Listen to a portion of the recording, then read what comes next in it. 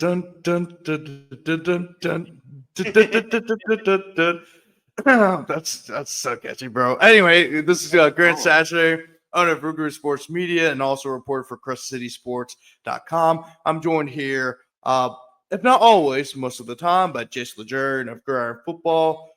Jace, we just capped off a wild second round. Yeah. Now we're going to the quarterfinals, man.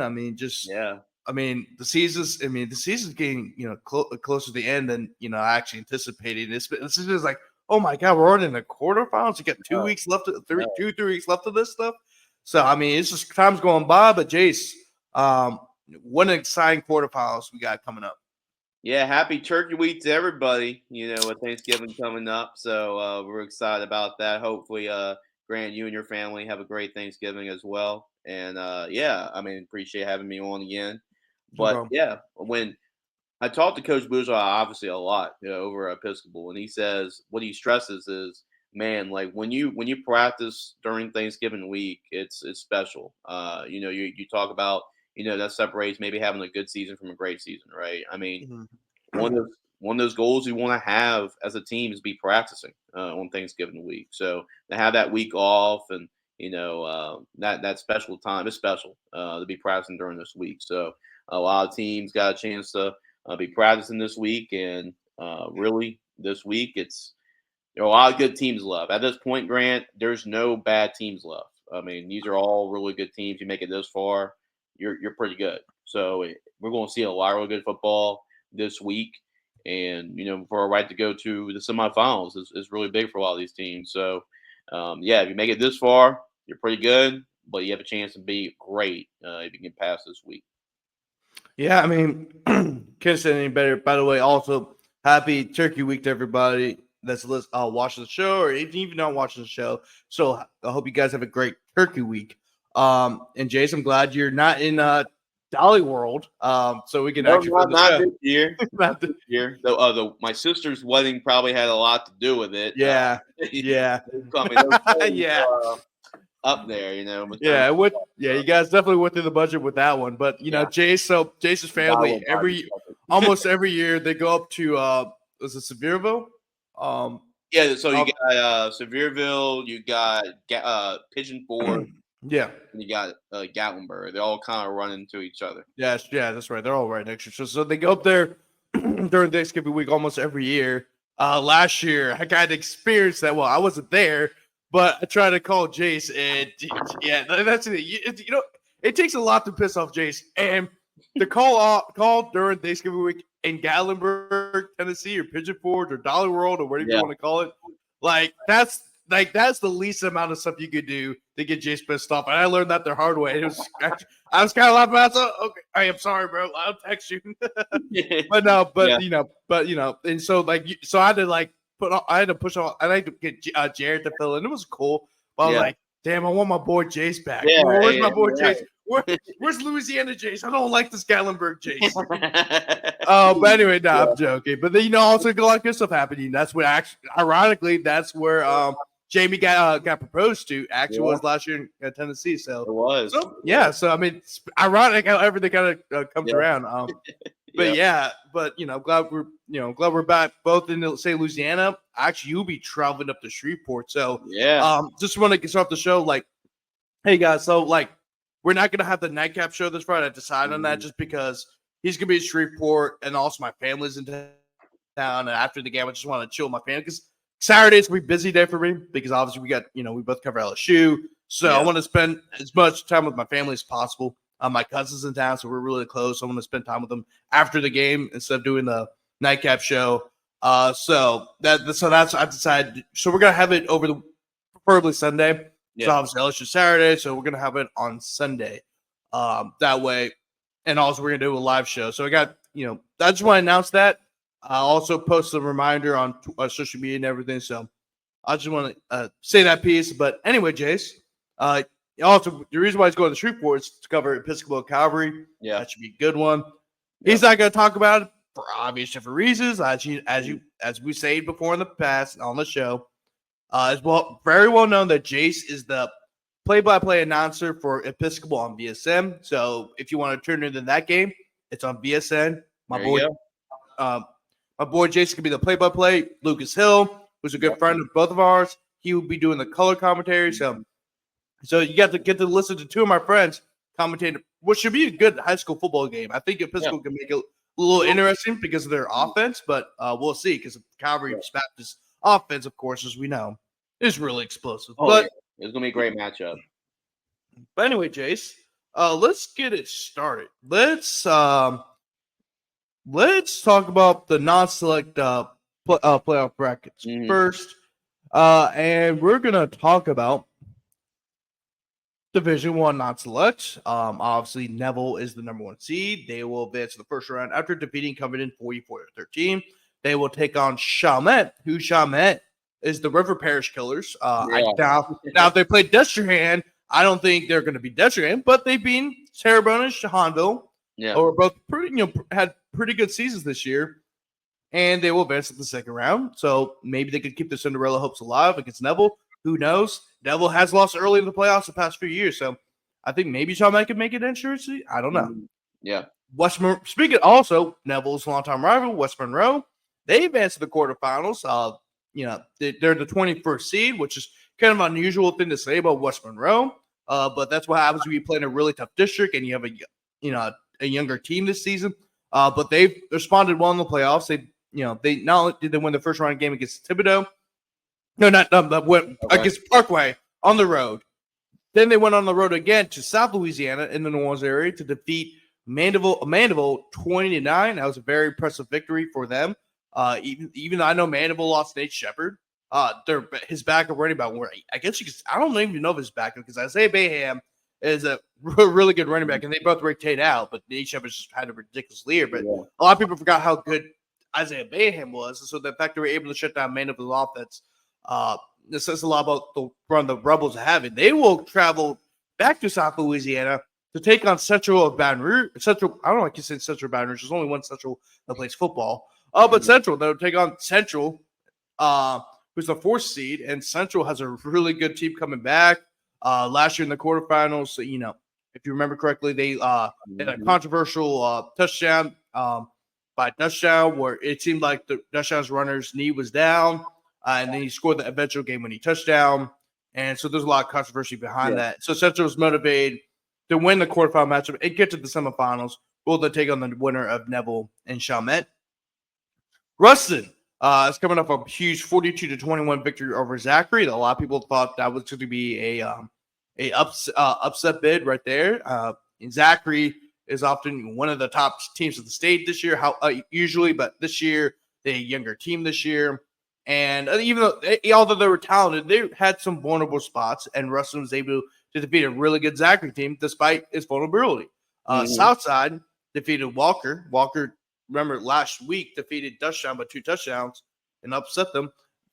Southside defeated them 47-0. So the Sharks seem to be rolling, and they also have a really experienced head coach in Jess Curtis, who's a 3-time state champion head coach. Of course, all those 3 championships were won in Manny. So that could be a very interesting matchup in South Ruston. And then Destrehan Airline. Destrehan is off to a hot start. They just defeated Northwood Shreveport 63-21. Malachi Gladney had over 250 yards and I believe 2 touchdowns. I know he was one of the nominees for Grant Football Player of the Week. Touchdowns against Northwood Shreveport, so he's been on the tear. He stepped up since Shane Ward's injury, and he stepped up in a big way too. But they also have Jackson Fields a quarterback. They have probably arguably the best receiver quartet in the state of Louisiana. Johnny Teals also plays on both sides. Yeah, he's one of those receivers. I think he's played a lot more defensive back this year, his receiver, but I think it's because of necessity. Right. So he might be playing a lot more receiver in this game because now that Jace Thomas is back. But also have Philip Bright, LSU commit. You'll also have Jabari Mack, who is he's a blue chip recruit, and then also Greg Wolford, who's also a really good receiver and a sleeper, really, in this class for the class of 2026. Airline, on the other hand, also has a really good receiving core. Jarvis Davis, and then of course Kenny Darby, who is committed to LSU for the class of 2026. Ben Taylor is the state's lead passer right now. Ben Taylor's been a huge catalyst for Airlines rise. When Justice Goggins took over, the year before, they went 1-9. Since then, 7-5, 10-2 last year with a quarterfinal appearance where they got upset by Mandeville, and then this year they're back to the quarterfinals again with a 10-1 record. Jace, which matchup of these matches, which kind of intrigues you the most? Those are all really intriguing matchups to their own right. Yeah, they are, and it's tough at this point because all these are good matches. Like I said, all these are really good teams. But the one match that stands out most to me, Grant, is the last one that you just talked about, and that is Airline and Destrehan. When we talk about Airline, Ben Taylor is the all-time leading passer for public schools in Louisiana high school football history. So that's saying something. And we talk about receiving corps. You just talked about it. You talked about all those great blue chip recruits. That's potentially 4 LSU players potentially on one field against each other. So that's saying a whole lot. And you probably have the best 2 receiving corps in the state going against each other. That's going to be really interesting. It's going to be a really good football game. Man, that's going to be a fun one. Destrehan has been one of the hotter teams as of late because of bringing Jackson Fields back. They've been undefeated since he's gotten back. And I know they started off pretty slow, 2-3, but with Marcus Scott in the program they have over there, a championship winning program, they're going to get it back on track, and they have. And they're playing really hot. I don't think anybody's playing hotter right now with more confidence than Destrehan right now. And you look at Airline's been great all season long, and their defense made a statement against Westgate too. I think they've been hearing the conversations about it's been all about the offense. Defense hasn't stepped up. Well, they jumped out in front on Westgate 28-0. So I thought that was a little bit of a statement there from their defense, saying that they can play that way. They're going to have to play that way and probably play their best defensive effort again when going against the Destrehan offense. But this matchup, Jackson Fields, Ben Taylor, all those receivers, the big key here is in this football game, and we'll talk about and break down who we got winning and all of that. But I think whatever team executes the ground game the most and can be the most successful on the ground, I think has a great chance to win this football game. Mm-hmm. Definitely, Jace. And really, since you mentioned that matchup, I'm gonna also have to mention the West Monroe Central matchup. I think this game is definitely an upset bid. West Monroe, of course, is 21st seed. I know they're 5-5, but like I said, sometimes, as Mickey Loomis said, sometimes you have to look past the results. West Monroe is a 5-5 team, but you got to think about those 5 losses. One of those losses was against Pulaski Academy. Mm-hmm. And Pulaski Academy is one of the top football programs in the country. They're the top football team in the state of Arkansas. And actually, I'm pulling this up right now. They are currently 10-2 right now, and they also have a playoff game coming up. So, they're usually one of the top programs in the state of Arkansas and also nationally. Their second loss was against Catholic at Baton Rouge, which Catholic at Baton Rouge has won the Division I championship, the select Division I championship 3 out of the last 4 years. And then, of course, the other 3 losses were against Alexandria, Ash, Neville, and Ruston.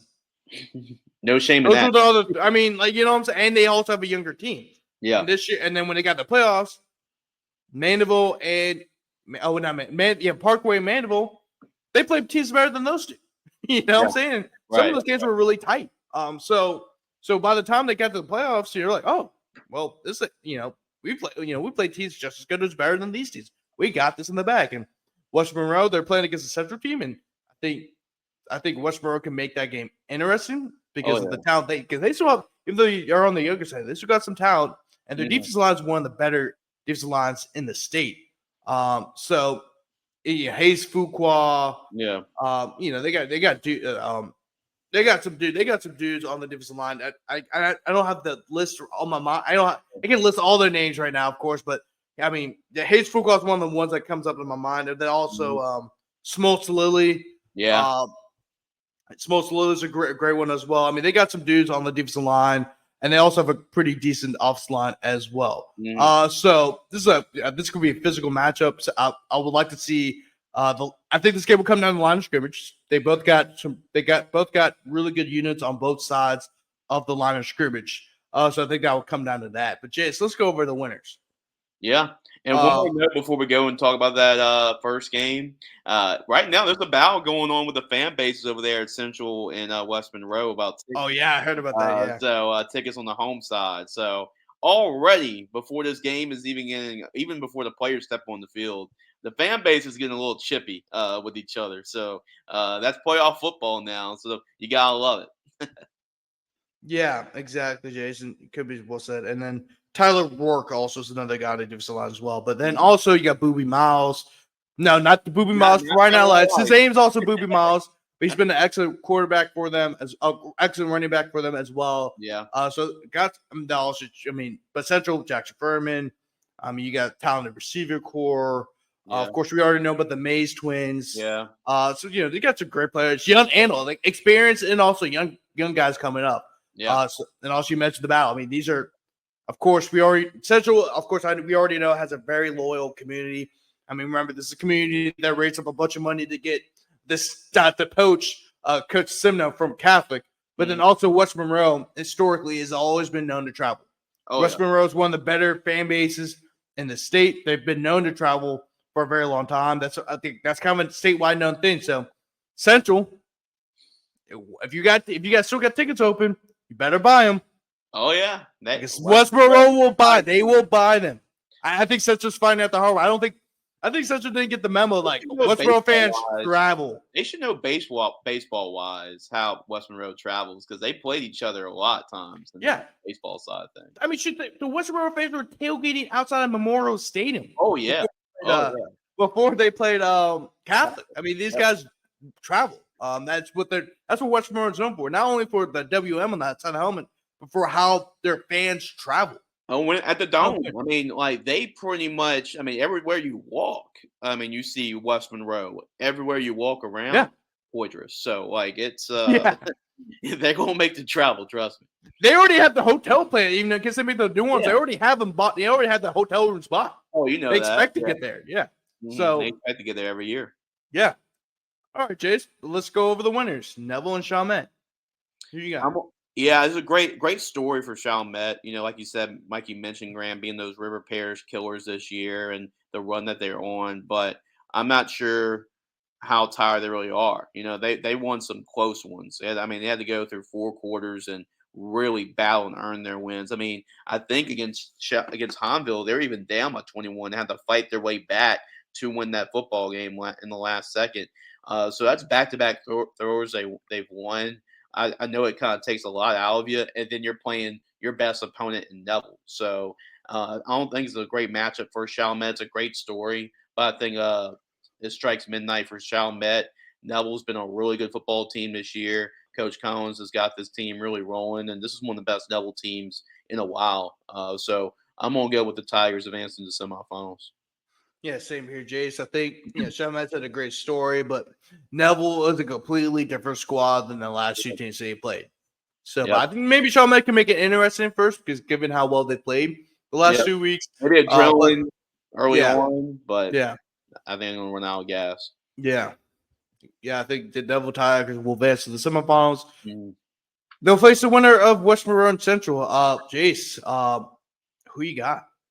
I'm nervous about this game because I had Central actually going to the Dome because I'm really high on the Central team. I know Neville's a popular pick here. The reason why I went with Central is because I think they're a sleeper here. I mean, because everybody's talking about Neville, but Central's defeated Neville before, and they got Jackson Furman at quarterback, a Nickel State commit. I mean, I like teams that have veteran quarterbacks and good defenses, and they got themselves a really good defense as well. And we talk about the Mays brothers, Stephen Rennell. They got some really good players on that side of the football too. But this matchup scares me a little bit with West Monroe because of what their program is. Like you said, you talked about the schedule they play this year and all the heavy hitters they had to play. They're not going to be intimidated by Central. And West Monroe has been, these kids growing up, they've seen it. Just being around the program means something. Even though you weren't on those teams that won state championships, you've been around it.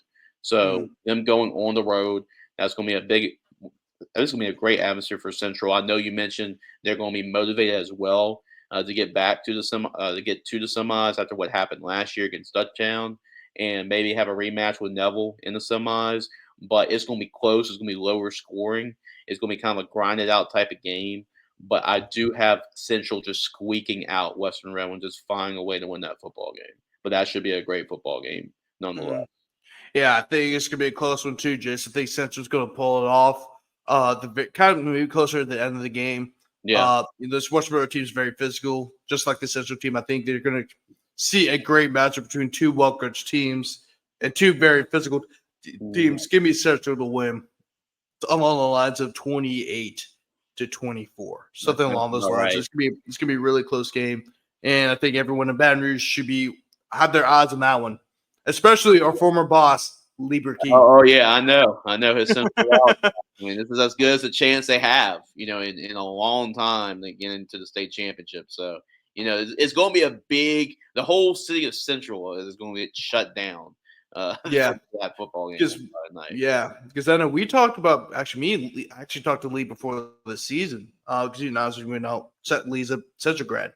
I asked him, like, hey, does the Central squad have a great shot of going to the Dome? He's like, I don't know. They, because it's a very tough division, but they have the talent to. I think that's they do. Yeah. What I think we all know, but can they get there? Well, it's looking like they could. And especially considering the fact they're in the favorable side of the bracket. Yeah. And then the toughest to ask would be Neville, of course, who they beat last year. Yeah. So that would be a great semifinal matchup, and a rematch of last year's win. And I know Neville still has that on their mind. Jace, moving on to the lower side of the bracket, Ruston and Southside. Who you got? I know we said on Ball in the Boot, Grant, when you're on as well. I think regardless, whoever wins this game, let's just say get in the ice bath early because this is going to be a physical football game. Between both these two teams. Southside, talk about Jess Curtis. They're a physical football team. Ramon Singleton and the running back. They got a good defense too. They shut out Walker for 47-0 last week, and this is a Walker team that's given a Dutchtown, a really good football team. They're only 2 losses this year, and for them to show them out like that was a statement from Southside. Jess Curtis, like you mentioned, he's been there, he's done that, he's won 3 state championships, been to a lot of other ones at Manny too. So he knows what it takes to make deep runs in the playoffs. But so does Coach Ball and Ruston. You're defending state champions here in Division I non-select, and defeating Zachary. And this is gonna be weird to say. Zachary's not practicing during Thanksgiving week. For the Broncos not to be practicing during this time of year is very intriguing because we haven't seen it since Neil Weiner was the head coach over there. Last year there. Last year there before he took the Dunham job. But yeah, this is going to be a really good football game. But man, I like Josh Brantley at quarterback a whole lot for Ruston. I like their veteran backfield with him and Jordan Hayes in the backfield as well. They can throw it when they need to as well. But I just like their roster a whole lot. I picked Ruston before this bracket was released to win the state championship. I know they fell to Neville and Ash in district, but I think they got bigger goals in mind. That's the state championship to be able to repeat. So I'm gonna go with the Bearcats advancing to semifinals. Yeah, so I have to agree with you, Jason. I think Southside would make this interesting. These are like I said, Jess Curtis won 3 championships. He's done a great job taking over the Southside program. They're playing at a really high level. I think Southside would make this game interesting. I think this game would be a lot closer than maybe some people may expect. We got 2 state championship winning head coaches on both sidelines. You got Ruston, of course, has a very talented roster. Ruston's head coach Jared Ball, preaches physicality, same thing like Jess Curtis. So very physical. This could be a very physical matchup. I think Ruston will win. Probably along the lines of 21-14. I really think this will be a low scoring game because both coaches have the same philosophy. Now I know Ruston probably runs a little bit more of a wide open offense than Southside does, but it's still. They still run the ball. They won't prefer to run the ball. And then that will open up the play action pass. That's kind of how Ruston's done things under Coach Ball. But give me Ruston that one, and then Dutcher and Airline. Yeah, like we talked about, this was a game that stood out to me the most. I think this is going to be now. All these 4 games could be really good games, but this is a game that could be the best. When we were talking about great finishes there with Desherhan. This is a hot football team right now. But this is an opportunity for airline. I mean, we given a lot of Shreveport teams flag for like not being able to win these type of games against South Louisiana teams, especially programs like Destrehan. This is your opportunity. This is your shot. Even though they're the number 2 seed, they've been undefeated in the regular season. I don't think anybody has really respected them to the amount where a 10-0 team should be respected. So this is their opportunity to say, hey, go improve it. You got Destrehan, a team has won a state championship before. Go ahead and do it. But I just like how I would, other hand, with a veteran quarterback, like I mentioned, I don't like those type of teams. But at this time of year, you got to be able to run the football. And I just like how Destrehan has been playing football. I mean, as of late, and they're getting healthier. You mentioned Jace Thomas coming back is big for this football team as well. So you get him back too. Man, this Destrehan team is clicking at the right time. And otherwise, if it wasn't for all that, I probably would have gone with Airline to finally overcome that hump. But I'm going to go with Destrehan here to advance to the semifinals. And man, that'll be a very intriguing matchup if we get Ruston and Destrehan in the semifinals. Oh yeah, definitely, Jason. That will be a rematch of the 2022 non-select Division I state championship, which is a game that Destrehan won. Yep. But yeah, just gotta go over that. Yeah, I also said that Airline was 10-1. They're actually 11-0. They're actually undefeated. I don't know why I said they had a loss, but they're undefeated. Yeah, like I said, Jason, it's not like I think like it's just a South Louisiana thing.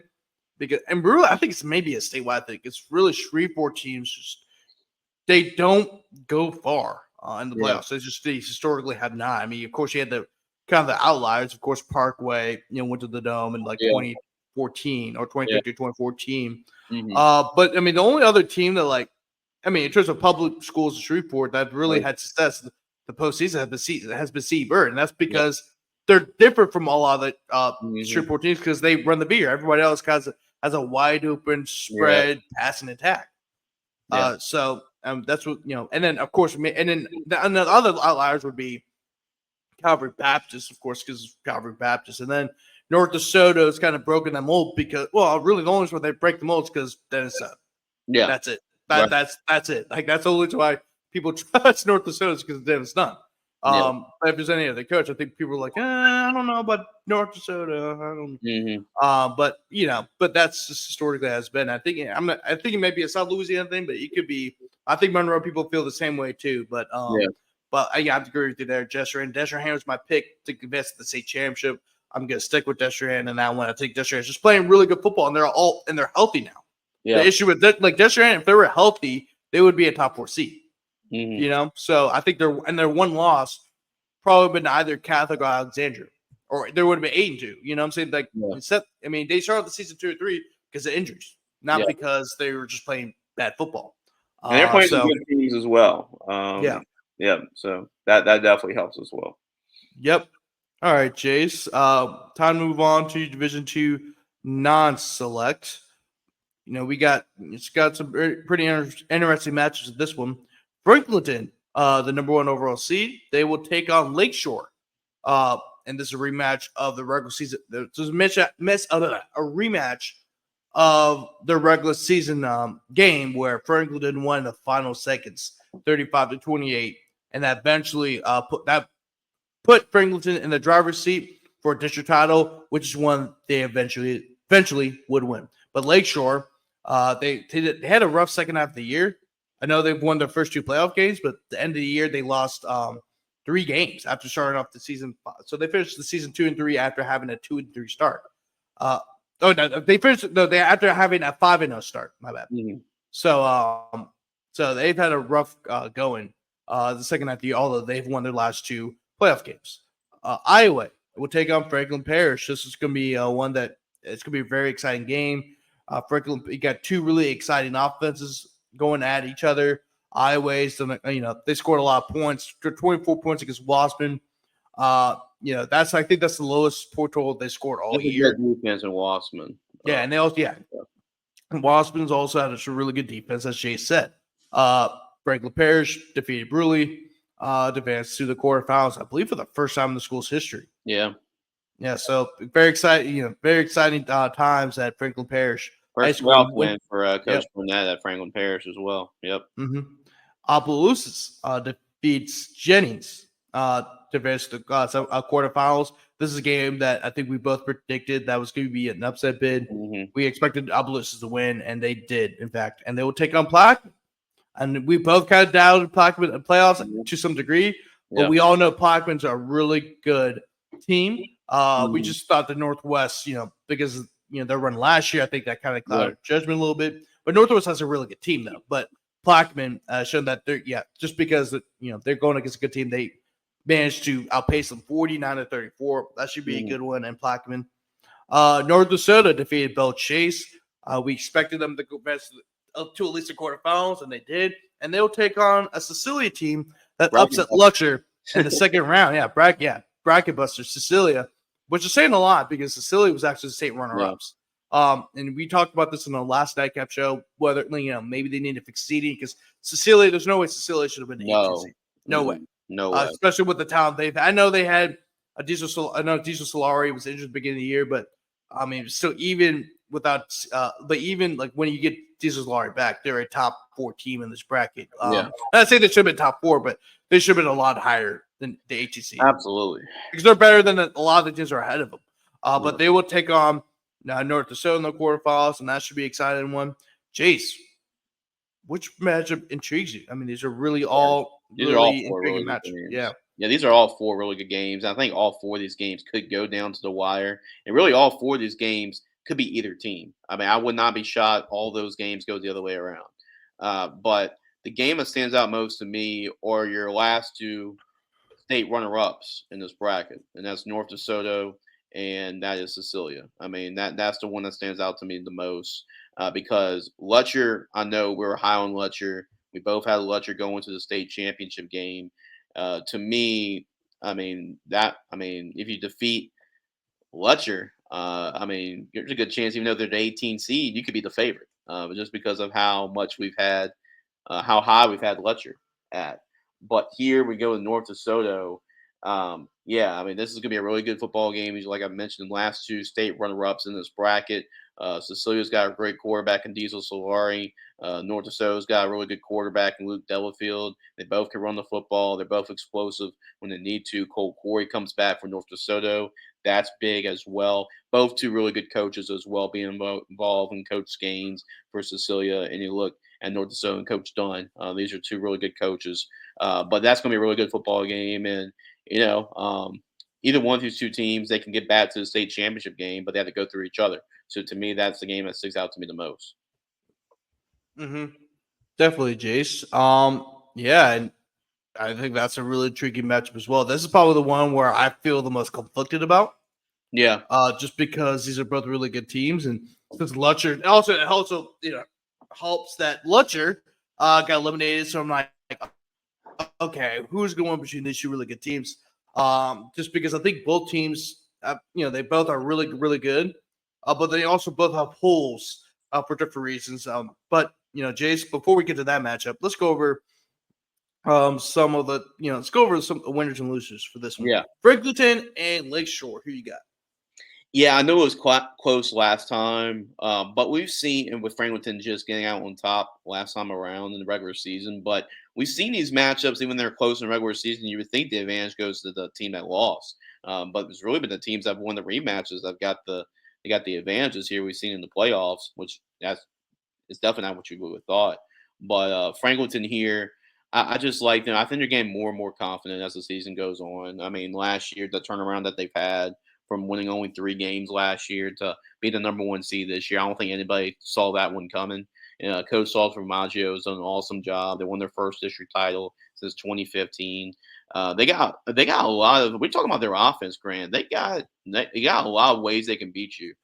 Jacob Crane, the quarterback's a really solid quarterback for him. Cy Austin is a single season rushing yards leader and touchdown leader in 1 year for Franklinton, and that's saying a lot because of McGee's. You got Josh Robinson. They had some athletes there running the football too. So this is a good offense as well. And I know Lakeshore, they beat a good Iota team 17-10, but I'm just more confident in how Franklinton has been playing the last couple of weeks compared to Lakeshore. So I'm going to lean with the Demons here for the number 1 seed to continue their march, continue their dream season to the semifinals. Please another week. Yeah, Jace. I mean, I think Franklinton is gonna win this game. Franklin has played with a lot of fire throughout the year. But that's typical of these Southern Fromage teams because they play with a whole lot of fire, but they play with a whole lot of fire, but then they also play with the fire, I guess you could say. But they're a well-coached team. They know how to win those close games, and that's typical of these Southern Fromage runs where they win a lot of really close games, and that's what the Southern Fromage team has been known for in their Cinderella runs. Yeah, Puka Williams here, they won some nail biters on that run. So I mean, they just found a way to win these close games. Yep. And Jace, Iowa and Franklin Parish. Yeah, that's a toss-up. I mean, I really like both these two teams. I mean, we talk about Iowa, they can score a lot of points. Pay no attention to 24 points scored on Wassman. They defeated Wassman twice this year, and that's a really good defense. So that they played. But Iowa's defense is playing a lot better. We talked about Cohen Charles as well. He's one of the better players in Louisiana we haven't talked about, but he's committed to the Raging Cajuns. So he's a really good player. Jonathan Walker, he's a Gridiron Football Player of the Week. Has done a lot of really good things for him as not only as a running back but as a receiver. Franklin Parish, they have another great year, kind of like Franklinton. They just kind of came out of nowhere and had this type of year that they've had. Then they put everybody on notice when they defeated Calvary Baptist earlier this year. Desrian Ellis, he scored over 40 touchdowns this year. He's and he's still back for another year. So Franklin Parish is going to be scarier next year. But Coach Burnett's doing an awesome job with his team. They're coming off a 35-14 win over Burley. This is an evenly matched game. This can go either way. But I'm going to lean with Franklin Parish here. This was the team I picked to go to the Superdome. I like this offense, and this defense can make plays when they need to. So I'm going to lean with Franklin Parish. I think it's going to be a little bit more of a higher scoring game, probably in the 30s. But I'm going to lean with Franklin Parish being able to advance to the semifinals. So could have a matchup with the Franklins, right? The Franklin 10 and Franklin Parish in the semifinals. Yeah, that'll be a very confusing game because we're not sure if we're going to talk about Franklin and Franklin Parish. That's happened to us before. I remember I was talking about Franklin Parish and then Jace mentioned Franklin 10, and then it was just a whole bunch of confusion after that. But yeah, I'm going to pick Franklin Parish to win this game. I'm sticking with my pick. I had them actually go to the Dome. I'm sticking with that pick, and I think they're going to win against Iowa and find ways to shut down that really explosive offense that the Yellow Jackets have. Opelousas and Plaquemine, Jace. Who you got? Yeah, this is a good matchup as well. The game is being played at Plaquemine. Once again, Opelousas is going to have to make the travel, and Plaquemine, they got an explosive offense.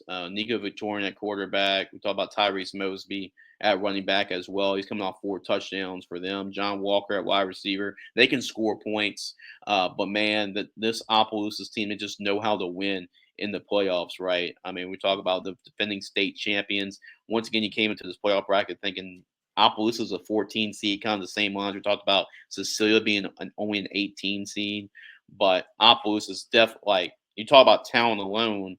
Talent-wise, it may be number one. I think they probably have the best talent of any of these teams that are left in this bracket here. So Opelousas is a veteran team. You got Deshaun Ford, and Plaquemine's been vulnerable against the run this year, which is not a great matchup against this Opelousas team because not only are they going to run it with Deshaun Ford with the power, but Zacchaeus Malvo can pull it as well, and he can beat you with his speed. So I don't think that's a great matchup for Plaquemine. Plaquemine's a good football team. They're going to score their points too, but I'm going to lean with the road team, Opelousas, to get to the semifinals. I mean, that was my representative in the state championship, so I got to go on the bottom side of the bracket, so I got to go with Opelousas. Yeah, I'm going to have to go with Opelousas here. I had them going to the semifinals. So I'm going to stick with that pick. Opelousas is a really good team. They got a lot of talent coming back, and it was kind of I wouldn't say it was a surprise like they got a double-digit seed. I think it's just as low as 14, right? I thought they maybe get a little higher, but I think when Opelousas was ranked at 14, I was like, that is a bad draw for anybody for anybody. I mean, it was a bad draw for Jennings. Jennings is an awesome team. Yeah. But when you saw Opelousas, you're like, yeah, this is a tough draw. It's kind of like the same thing with Ruston. Although I had Ruston beat Zachary, I saw the matchup. I'm like, yeah, like that's a bad matchup just for anybody. And Opelousas is that bad matchup. And they're the defending state champion. And they're going against a Plaquemine team who's really explosive on the opposite side of the ball. However, can they beat the defending state champions? Of course they can. Oh, It's they very can possible. definitely They got do a really good it. They got a really good quarterback in Nico Victorian, and they got a really good running back in Tyrus Mosby. He's one of the biggest sleepers in the state right now. Yeah, he is. So can they? I don't know. Yep. But I'm a little bit I'm confident Appaloosa's winning, but I wouldn't be surprised if Plaquemine won. Yeah. And I guess you could say that's an upset, which is kind of wild to say because of the seeding, but it is what it is, right? Oh yeah. So anyway, moving on to the next game, North DeSoto and Cecilia. Jace, I know you really like Cecilia in this one. Kind of explain why. Yeah, they defeated my state champions. So that's one of those things like, hey, you defeated my state champs. Guess what? I mean, I got you win. I mean, at this point, I still think with Lutcher being out, I think Opelousas is the favorite now, despite being the 14 seed because they're the defending state champ. But Cecilia can definitely get there. The reason I have Cecilia advancing to play Opelousas is because I mean the stars align. First of all, I mean I think that we're going to get that matchup again. It just stars align for it to happen. And by the way, if you can score against that Lutcher defense, you can score pretty much against about anybody in this bracket. So that's another reason why.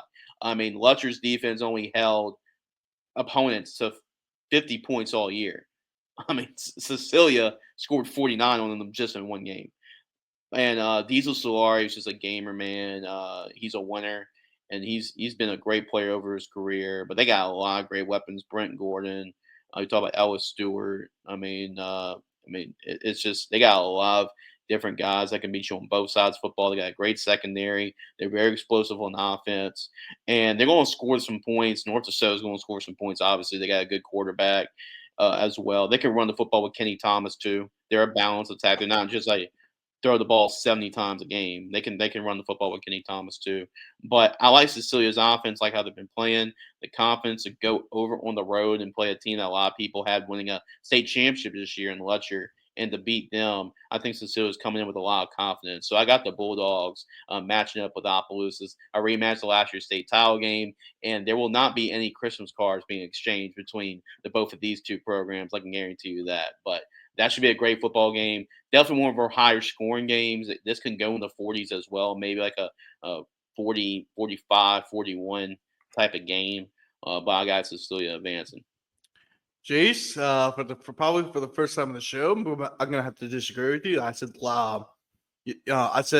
on the ball on the boot show, I said that one of the main concerns I had about Cecilia in this game, and I love Cecilia. Cecilia is awesome, but one of the main concerns I have concerned about this game is that when Cecilia beat Lutcher, I mean Lutcher's a really good team, but the issue I have with Lutcher going to the playoffs is, yes, they're really good on the defensive side of the ball. They only allowed 50 points all year. But what would happen if they went up against a team like Cecilia? Because the issue is they played some really good offenses, but they haven't played Cecilia's offense, and Cecilia exposed that by scoring 49. However, what I did see in that game was that Cecilia, for a good little bit, had a tough time trying to stop Lutcher's rushing attack. However, the reason why they're able to jump ahead is because Lutcher is mainly a running team. They only threw the ball like a few times in that game. North DeSoto is different. North DeSoto not only can run the ball with Kenny Thomas, and that's been shown, but they also have a really good quarterback in Luke Delafield, a really good receiver in Cole Corey. That offense is a lot more balanced than Lutcher's offense. Can Cecilia keep? No, I think both teams are going to score. Oh yeah. But can Cecilia make the stops necessary to win that game? I think they can. They got enough athletes to do it. But you're traveling on the road again. That is about a 3.5 hour drive, maybe. Let me actually look it up. You got to travel again. Yeah. Traveling to Lutcher's one thing. Lutcher, that's probably about maybe a 2-hour drive. I think maybe just a little bit over than that. But if you look at the travel to Stonewall, let me pull this up. I'm doing my math right, and well, not the math. I'm going to my GPS. That is actually, it's not that far of a drive. It's a 2 hour and 50-minute drive. Mm-hmm. I mean, so can they travel again to do on the road, especially against a North Dakota team? There's also it's much more explosive on the offensive side of the ball against Cecilia. I think we're gonna have to pick the North Dakota in a very high scoring game. Yeah. But I don't feel confident saying that too, because I also know what Cecilia is about.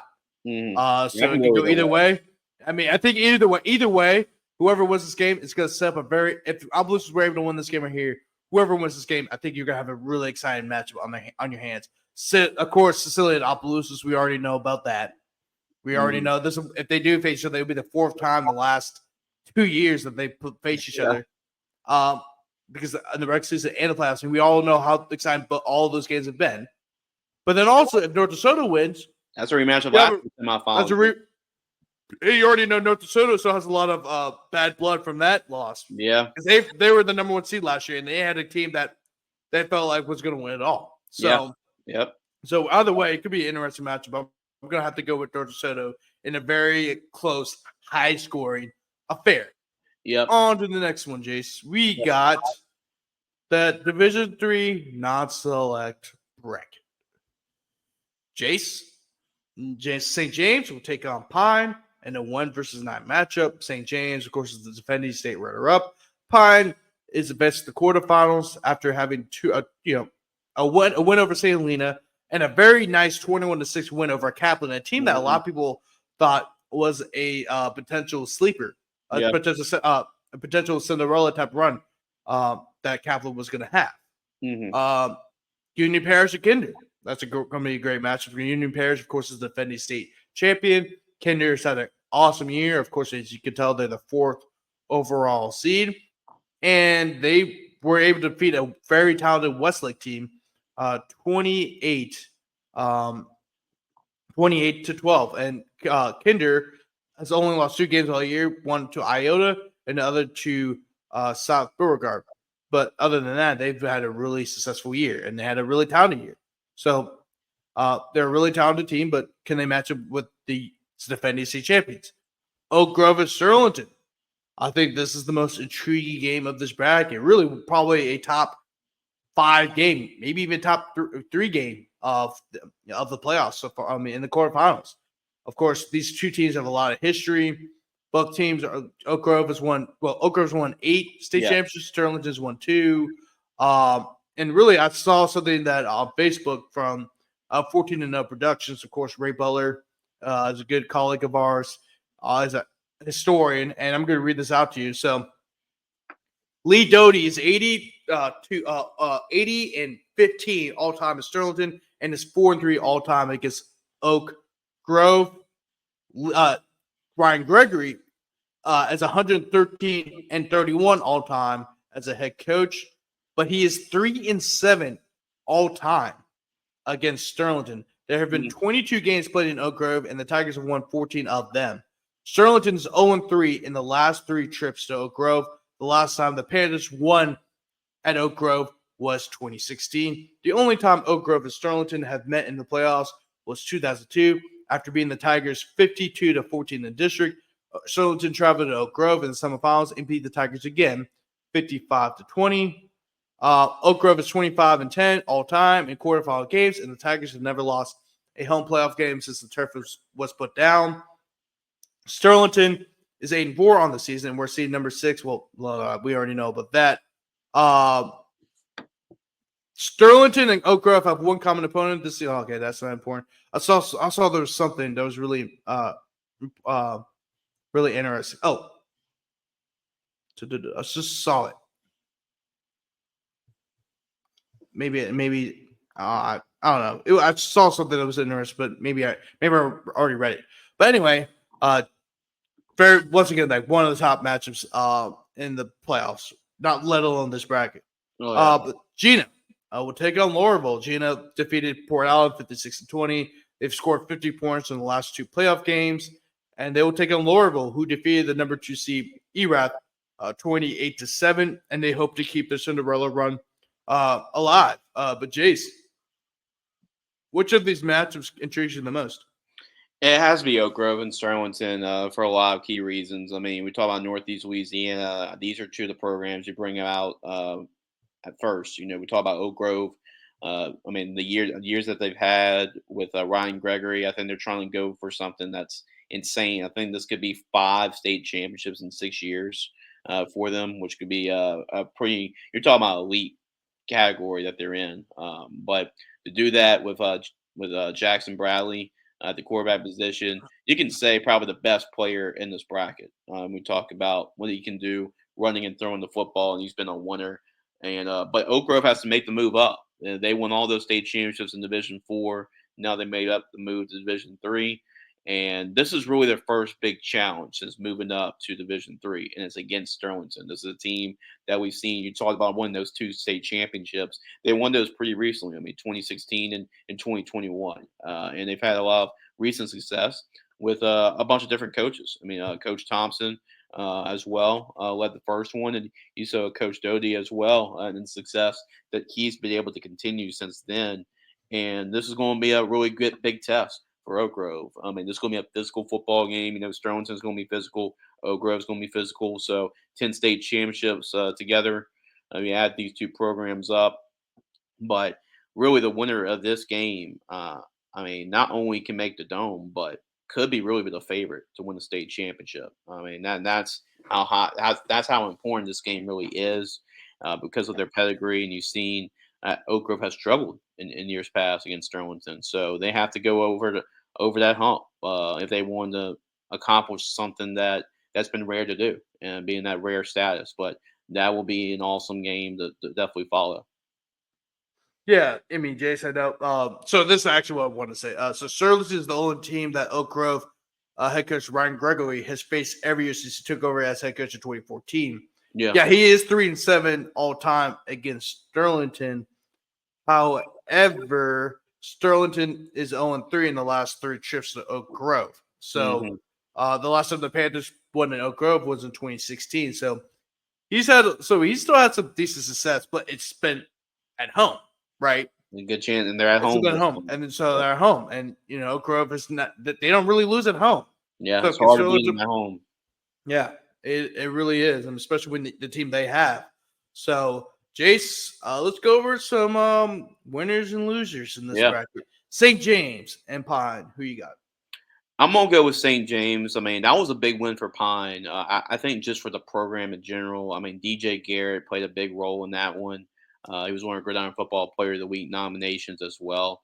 But yeah, that was a big win for Pine, just to show like, hey, they can beat these tough teams, and that was something this year that they had a chance to do in the regular season and and their 3 losses came against really good teams in their area, and this time they were able to defeat a really good team. But they got to play St. James, and St. James probably has the best skill talent. They probably, yeah, I would say overall best skill talent in this bracket. When we talk about compared to all these other teams.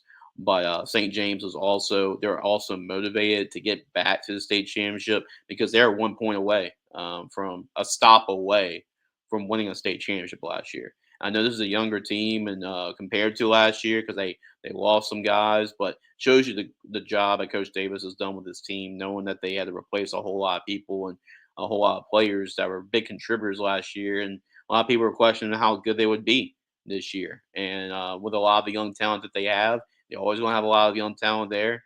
They're able to go through. So I got St. James advancing as the number 1 seed to the semis. Mm-hmm. Yeah, I'm gonna have to agree with you there. I think St. James is going to be the semis. St. James expects to go far, and they will go far. The Wildcats will miss semifinals after they win against Pine in the quarterfinals. Union Parish and Kinder, Jace. I got Union Parish. They're your defending state champions. Coach Spatafora. They know the formula to go deep into the playoffs. I mean, they went to the state championship 4 years in a row, and they also showed like St. James. Okay, um, like what you're going to do after Trey Holly. What they did was win the state championship after graduation of Trey Holly, and they're still physical, tough. I don't think there's a program in the state that values strength and conditioning as much as Coach Spafford does for Union Parish, and that's why they're so good because they just bully you. They play bully football. They bully you in the running game. They bully you on defense, and that's a tough matchup. I mean, especially when it's cold and it's wet and it's not the most favorable conditions, they can play up to that. And Union Parish, they're defending state champs, and I expect them to make a deep run as well. So Kinder's a good football team. They were able to not have one of their best outings, but they still won by 16. So this is a really good Kinder team that's had some deep runs in the playoffs as well before. But I'm gonna go with Union Parish, and that should set up a matchup of last year's state championship game, which was the most throwing game of the 8 last year. Mm-hmm. Yeah, I'm gonna have to go with Union Parish. And this one I had Union Parish going back to the dome for the 5th straight year. Hmm. And yeah, I'm not gonna decide against it now because Kinder gave me Union Parish to win in a very tight game, and they'll take on St. James in a rematch of the state championship last year. Of course, if everything goes right, right? I mean, Yeah, obviously things could change, but it gets to the absolutely. playoffs. But Jace, Oak Grove, Sterling. That's gonna be a tough game. It's gonna be physically grueling for both teams here. But Oak Grove was my pick to win the state championship, so I can't go away from it now. I got Oak Grove advancing. It's gonna be one of their toughest games overall, even in the dome too. Probably I have Union Parish going to the dome as well, but Oak Grove, I think the advantage here. They have the best player in this bracket, and it's Jackson Bradley, and he's going to he's taken over games before in years past, and he's going to find a way to just will his team to a win as well. The Louisiana Tech commit, for him to have that winning pedigree and win that many championships, that carries weight in this playoff bracket. I know it's going to be tough to play Sterlington, but I like Oak Grove here to advance the semis. When you got a player like that, I think just at home, and Oak Grove's a tough place to play. They're one more unique stadiums out there too. It is tough to win over there. The game being at home, Coach Gregory's had success against Sterlington at home. That's when he had his most success at. So I'm going to go with Oak Grove to advance to the semifinals. But that should be a physically grueling game for both teams. Mm-hmm. Yeah, I'm gonna have to go with Oak Grove um, to win this game. Of course, they're my state, like just said, they're also my state champion as well. I think Oak Grove will win a very tight game. Sterlington has not won at Oak Grove since 2016, and actually, all 3 of Oak Grove's wins over Sterlington, I think, have been at home. So I think Sterlington will go on 4 at Oak Grove, and Oak Grove advances to the semifinals, where they'll play the winner of Gina and Lorville. So, Jace, who you got in this matchup? Gina's probably had it the most favorable run out of a lot of teams to get to the semifinals here. And I think this year they're going a little bit under the radar just because they're not the number 1 seed like they were last year. They weren't undefeated like they were last year, but they're still really good. Cedric Wilson is a really good running back for them, and they got 2 really good running backs over there as well for Coach Roark. So you know they're going to run the football. They'll have some good running backs no matter what. But Gina's a really good football team. Loreauville really it's not as lopsided when we talk about the 15-2 seed as you think, because they played actually earlier this year, ERAF and Loreauville, and that game was a 14-7 final. And really talking about Loreauville as well, they've been saying that the rain was a reason why they lost that game. It was bad weather in week 1, as you can remember, but Loreauville showed why they're probably the better team than ERAF because they lost 14-7. They go and defeat ERAF 28-7. So even though ERAF was the number 2 seed, that wasn't a total shocking upset for Loreauville. And either way, whether it was Loreauville or ERAF, I think Gina is better than both the teams as well. No offense to Loreauville. I know they've had a great run. They're coming off a good win over Marksville, upset win over Team lost earlier this year in ERAF. But I got Gina. I think Gina's a better team, and I think Gina is also motivated to get back to the semifinals as well. So I got the Giants playing Oak Grove in the semis. Yeah, I'm gonna have to go with Gina in this one. I actually had Gina going to the semifinals in this one. Mm. My pick does not change. and Loretteville, I know they're having a great run. They defeated Marksville 48-26 in the first round. Then they defeated ERAF, the second seed, by 3 touchdowns. However, I think their run will end at Gina, and Gina will advance to the semifinals once again, where they'll play against Oak Grove. Jace, last non-select bracket. You got Division 4 non-select. Haynesville, Welsh. A lot of people have Haynesville to win this guy as a heavy favorite to win the state championship, but Welsh is a good program in their own right, and they've been known to make deep runs to the playoffs as well. General Trask and Generette. General Trask has been on the Cinderella type run. They defeated North Israel last week, the 5th seed, 30-6, and they will play against a very talented Generette team at Generette.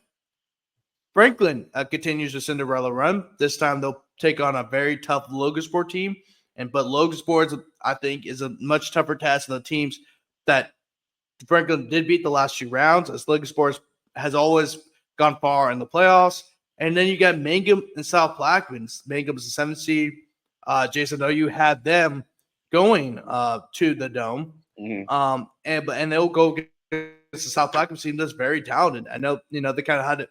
I'm going to say that up down here. Sometimes they look like a great team, sometimes they don't. They're kind of a team that we don't know what to think of them yet. They're kind of like JFK in the sense where which JFK we're going to see today. South Plaquemine is the same thing. Which South Plaquemine team are we going to see today?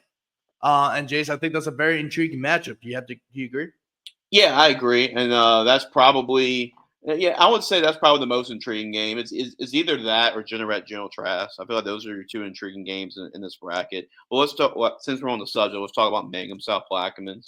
Mangum is, like you mentioned, Grant. I'm really high on this Mangum football team. They're tough defensively to score against. They got 2 head coaches on their staff.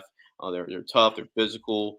They played. You know how high we are on Oak Grove, and they barely lost to Oak Grove. Now their one blemish really was getting blown out by Washita Christian this year, but this is still a really good football team. I kind of like their draw, and really that win over West St. John's a very impressive win, 44-6. It's a really good West St. John team, and now that the thing that does concern me is the travel, because you're coming from like the top of the state all the way down to the Gulf, basically, South Plaquemine. So that does concern me a little bit. South Plaquemine has shown at their best that they can be a dangerous team, and they came and almost had a chance to beat Newman as well. That was a 3-point loss to Newman, so they showed that they can beat these really good teams. So yeah, that's going to be a really good football matchup. I like Isaiah McFarland, their running back, linebacker for Mangum. So they got they're always going to be tough on their coach Wilcher, and that's why I like this football team a lot. But yeah, that's going to be a great football game, and it sets up. I mean, they winner this game is a great shot going to the Dome. Logan Sports, another team I'm really high on as well. But yeah, that's going to be a great matchup, and I'm intrigued to see how Mangum is affected with that long travel down there in South Plaquemines. Yeah, I have to agree with you, Jace. South Plaquemine, of course, had a great year, the number 2 seed, and really, my mind kind of changed with South Plaquemine when they went to Newman, and they nearly defeated Newman too. Yeah, and that's a great. Of course, we both know how great Newman is, and a lot of people have them going to the Dome for good reason. Now we both have Calvary Baptist beating Newman in the semifinals. I still don't feel comfortable with that matchup because I think they're both evenly matched teams. But South Plaquemine nearly defeated Newman. I'm like, oh, maybe they're a lot better than I think they are. We always knew they were a good team. But I think I think a lot of people started looking at South Plaquemine in a new light because of how they played Newman. But Jace, and also Mangum's a very good team too. They nearly beat Oak Grove. Speaking of Oak Grove, they're the closest to being Oak Grove. I mean, Calvary Baptist beat Oak Grove, but they were close to being the second team to beat Oak Grove. Let's go over some winners and losers in this one. Haynesville and Welsh. Jace, who you got? Yeah, I like Haynesville a whole lot, man. I mean, they've scored over 400 points this year. They've only given up like less than 100 points, like 80 points this year, something ridiculous. So they've been dominant all year long. They were in the state championship last year, and fell to Oak Grove, who moved up from Division 4 to Division 3. And when everybody saw that, everybody knew that Haynesville would have been the favorite heading to the year, and they haven't disappointed. They've dominated everybody that they played. I think maybe the closest game they played in all year was like 27-12, something like that. But yeah, this Haynesville football team's really good, and the Wells situation, it's a weird situation. When you play a game and then you have the forfeit because of what happened at Faraday, and you just have this bye after playing, it kind of throws you all off too. So I got Haynesville. Wells is a good football team, but I think also Haynesville's a better football team, and the timing of this bye, it's just weird overall. So I got Haynesville advancing to semis. Yeah. Same here. I got Haynesville as Miss State champion. Has not changed. I know Walsh. Well, I think Walsh might give him a scare early on, Mm. but I think Haynesville will eventually win this game. General Trask and Jenneret. I actually have Jenneret going to the Mm. semifinals. But Jace, General Trask could give Yeah, the Tigers a scare. yeah, they very well could. I have Jenneret as well. I just like their talent. Coach Clifford Paul does a good job over there as a head coach, and especially since he took over. I mean, Jenneret, they haven't won a lot of games. In fact, they would go like 0-10, 1-9 every year. But the job he's doing with Jenneret has been amazing. For them to go to the semifinals. This is another team, General Trask, that hasn't done much until Coach Wells took over that program, and you saw the runs that they've had. They'll go to the semifinals a lot of times. They would bump into a Manny. That would get them out the playoffs. But General Trask has some good teams as well. I know that was a trendy upset with North Iberville, and General Trask pounced them on the road, 38-6. I know North Iberville also has some injuries as well that did hurt them in that football game. But still, you gotta give credit to General Trask for making travel down there and getting that win and being able to beat down the really good North Iberville football team. But they got a good quarterback in Monty Williams as well for General Trask. Jenneret, they got their running back, Devon Duhan. I mean, 208 yards, 6 touchdowns last week was pretty good. I mean, a couple weeks ago as well. We also have a Gridiron Football Player of the Week nominee on the defensive side of the football too. So they got a lot of talent over there at Jenneret, and I expect them to go to the semifinals too. That can be a good matchup for Haynesville because of Jenneret's athleticism. General Trask is going to make it close, but I think 2 times they have to make a big time travel is going to take a little bit of a toll on them too here. So I'm going to go with Jenneret advancing to semifinals, but that should be a really good football game. Yeah, me too. I think this game is going to be very interesting, but I expect Jenneret to move on to the semifinals. Well, they'll take on Haynesville, of course. Of course, the game still has to be played on the field, but Sure. that's my expectation, and I think that's your expectation too. Franklin will take on Logansport. Who you got, Jace? Franklin's a good story. I had the right thought process in mind here. I just picked the wrong team. I thought White Castle would play DeQuincy and then beat DeQuincy, but turned out it was Franklin that defeated White Castle and defeated DeQuincy. And you got to look back at that win. It was a great win for Franklin, but it was kind of a flukish way at the end, to win a football game. Block punt, recovering in the end zone the last couple of minutes and winning that football game. So won 22-19.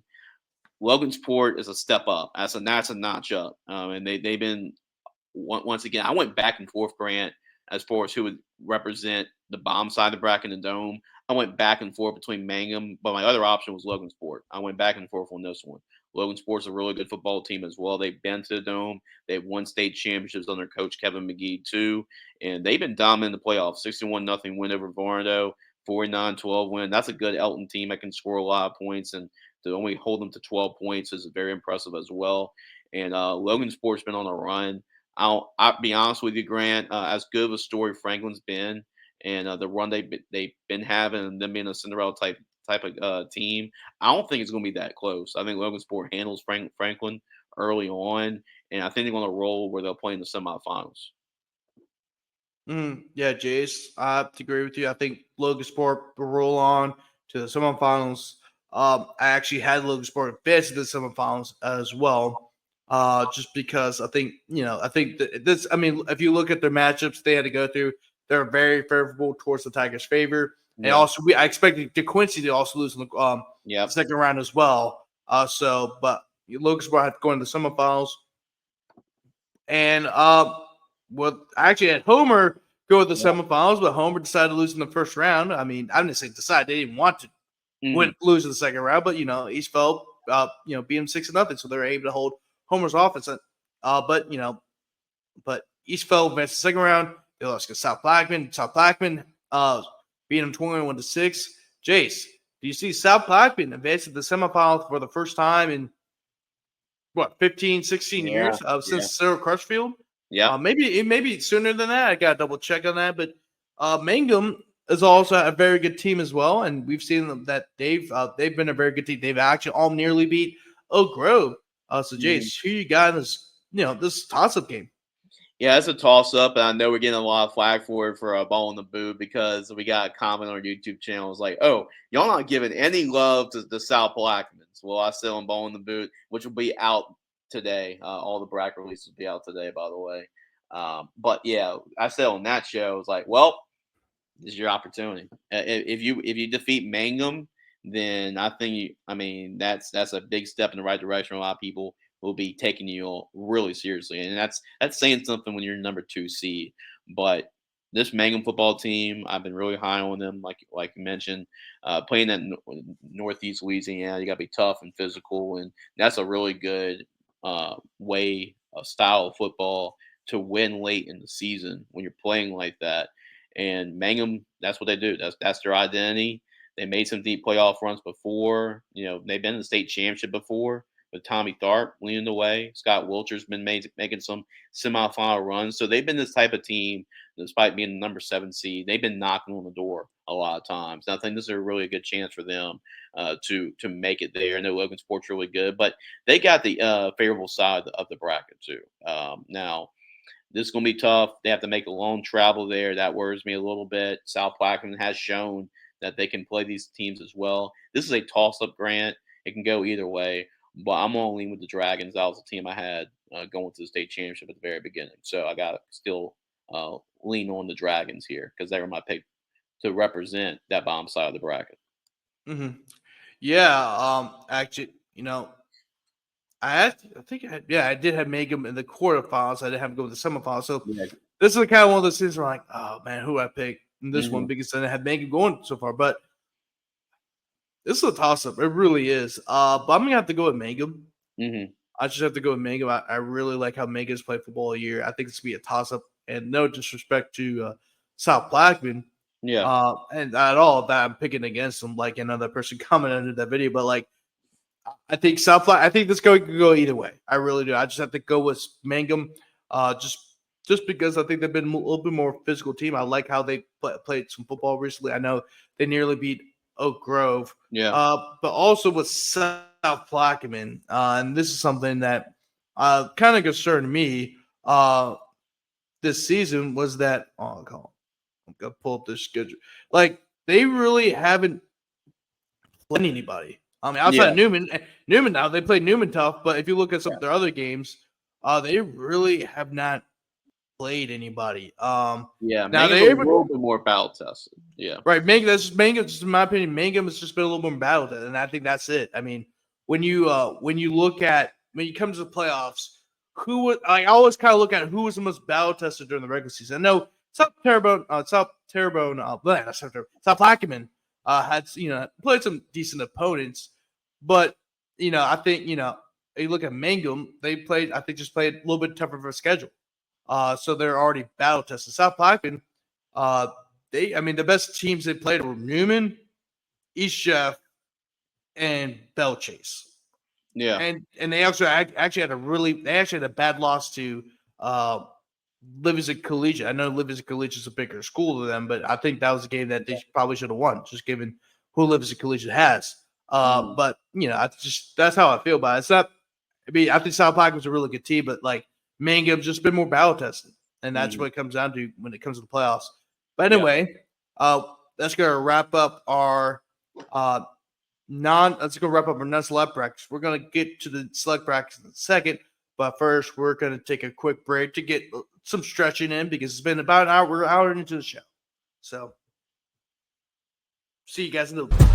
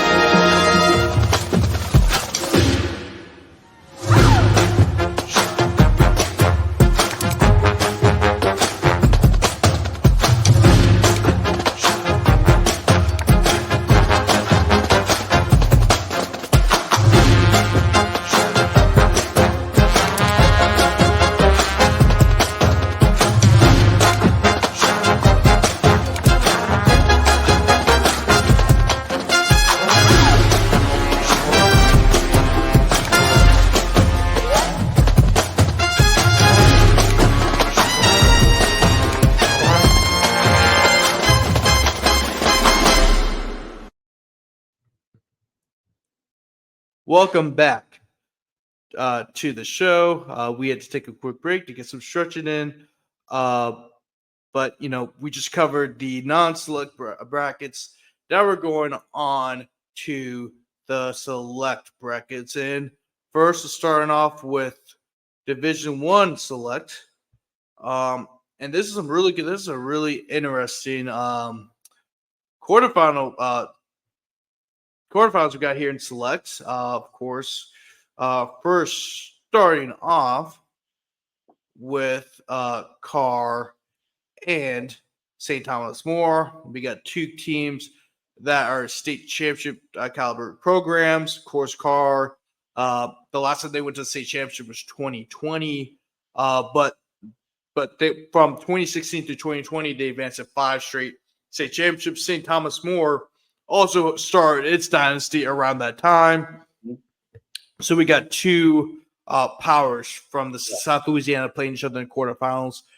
We already know how dominant Carr's been, but St. Thomas More has been playing some dominant football second half of the year, and their offense started clicking. Of course, Cole Bergeron is the start quarterback for St. Thomas More. So you got an exciting quarterback matchup between Cole Bergeron and John Johnson of Edna Carr.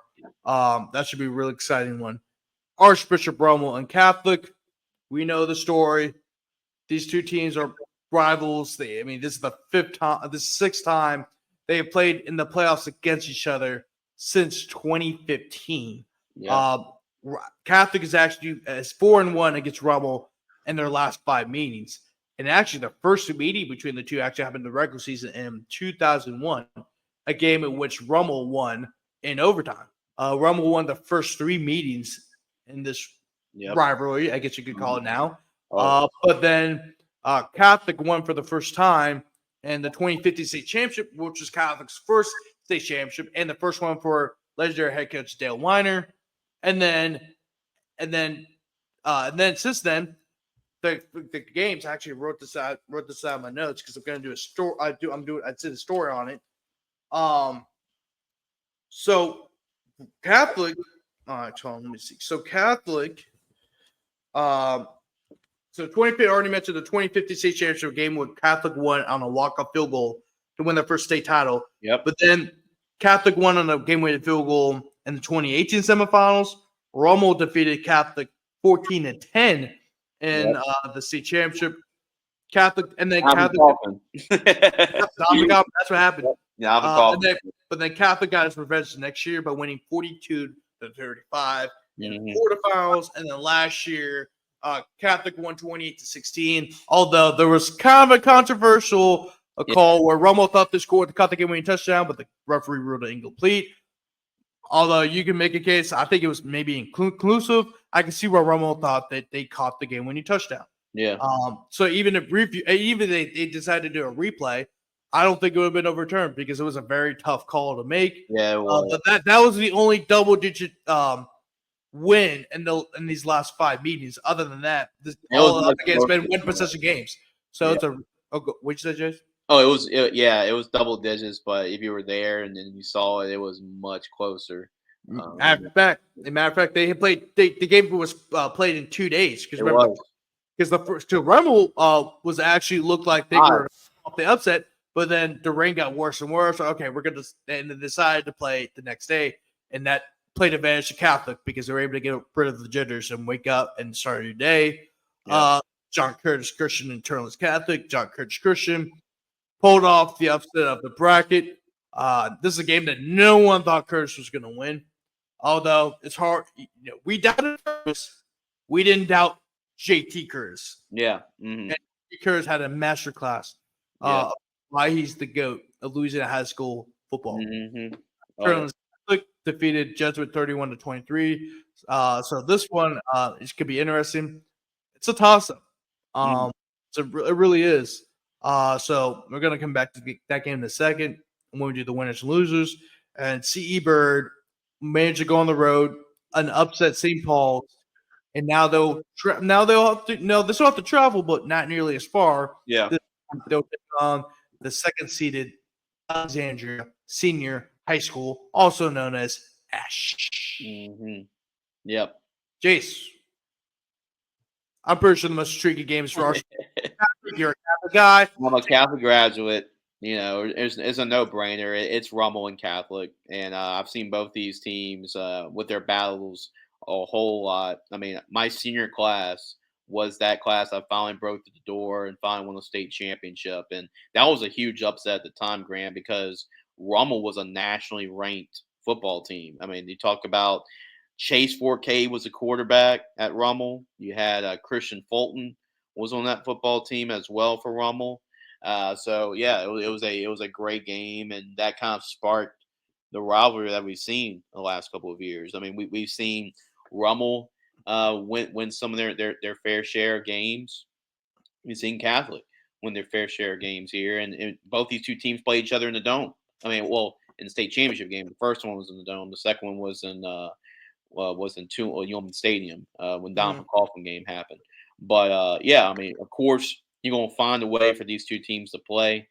And after what happened last year, I was at that game. I recorded that controversial play that went viral for us for Gridiron Football. Grant, I think we still have people arguing about it to this day. And They still are. They still. yeah, I can tell you that right now. They still are. it's ridiculous, and it's going to this year. But it's going to be eerie, man, because it's at Memorial Stadium again. So this is Rummel's opportunity to get that revenge over Catholic. We talk about Catholic and their success. I mean, the last 4 head coaches have all won state championships at Catholic, and so they've been rolling as of late. And this is going to be a really good football game. I've seen both these two teams play this year. I called Rummel against U High earlier this year for VSN and Catholic. Really, both these two teams, like you mentioned, that was a good point you made on the show when Ball in the Boot, Grant. They're mirror images of each other. I mean, they want to run the football. They play really good defense. They both have a quarterback that can make plays as well. And they're well coached. Both these two teams are well coached as well. But that's going to be a great game. And this game is going. There's going to be one play, 1 or 2 plays that's going to decide this one in this football game. It's going to be an absolute classic. And I expect it to be. Yeah, I mean, when you see this game being played in the playoffs, you already know you have a potential classic coming your way. I mean, this like I said, these last 5 games, I mean, 4 of those have been one possession games. Catholic has won 5 state championships: 2015, 2017, and 2017, 2017, 2020, 2021. Yep. And then last year, so 5. Yeah. Rummel has won 3. Yep. Catholic has been, and also Catholic was a state runner twice. Rummel once. So these are 2 of the most successful private schools at the 5A level the last 10 years. Yeah. So this is like we said, Jason, this is basically the Lakers and the Celtics. It pretty much is. I mean, it really is. I mean, just in terms of the success of these teams, and then also usually the winner of this game has went on to win the state championship. Yeah. One of it was, but 2 of those games were decided in the state championship game. So, I mean, there's a lot of bad blood between the two. Because once again, if you want to be the best, usually the Gotta winner be of this pretty game bad. has been the state champion. Yeah. It's a proven fact. Oh yeah. So great opportunity for Rummel and Catholic Yeah. to get a win and hopefully advance to the state championship. Although they will have to go against That's a Carr. big And hurdle. yeah, There's a big it's a big hurdle. hurdle. It is a big hurdle, but it really hasn't been because, as remember, Catholic beat Carr the last time these two teams played in Yep. the playoffs. Now, although Carr had an injured quarterback at the time, their quarterback AJ Sam was playing through injury, they still beat Carr. Yep. So you got to take that into account. But Carr will take on St. Thomas More. Jace, who you got? This is the first time we're talking about Ed in the car. Okay, I'm sure Ed in the car is thinking this too. No offense to Huntington, but like now the playoffs are starting Yeah, basically for Ed in the car. I yeah, mean St. Thomas More. I mean we talk about, but there were a couple of years, man. That St. Thomas More moving up came a little bit too late. There were some St. Thomas More teams, man. I wish I would have seen them going against Ed in the car. I mean, a yes, couple years ago, so it was just a little bit too late. But still, this is a St. Thomas More team that's playing high, as you mentioned. It's one of those teams like the Desher Hands, they're playing the best football right now at this point in the season. You expect them to. I mean, we have the two winningest coaches in this bracket in Louisiana high school football history. We talked about JT already. The other one is Jim Hightower at St. Thomas More. And so that they're gonna have a good game plan. They're gonna make it tough when in the car. But in the car, man, just seeing them this year, they're just so tough. I mean, they can win in multiple different ways. They're not a one trick pony. Their passing game is off, they can run the football on you. If their running game's off, they can throw it on you. If their defense has to step up, their defense will step up. Like Bryce Brown's a great football coach. This is a talent when you combine great athletes that are well coached. Good luck, and this is in the car personified. So St. Thomas More is going to be their first big challenge. I think they'll, because of their program, their winning tradition as well, and the way they've been playing. I think they'll make it close early on, but in the car will find a way. I think they're the best team in the state. They're going to find a way to pull away at the end and advance to the semifinals. yep, I think so too. I think this game would be closer early on, then Carr will pull away. I just think St. Thomas More next year has the potential to be very, very good. But I just think that Carr is I think they bring back a lot of experience. They're hungry for a state championship. Like I said, they had not played in the state championship game since 2020. And that game wasn't even played at the Dome. It was played at Turpin Stadium in Natchitoches, Louisiana, Northwestern State Stadium, because of COVID. That's how long ago it's been. But they've gotten close. They've gone to the semifinals 2 of the last 3 years, but they haven't been able to advance to the state championship. Can you imagine? Can you imagine those Walker, Howard, Jack Best teams playing those in the car teams back a couple years ago? You know how crazy. They beat Catholic. That's the thing. Like they had the talent. I mean, they beat Catholic. They got in the better of a lot of 5A teams. It's just that of course, I think now that LSA is kind of being a lot more sturdy on the enrollment stuff. Yeah. Of course, if you notice, there's a lot more public schools playing in select now.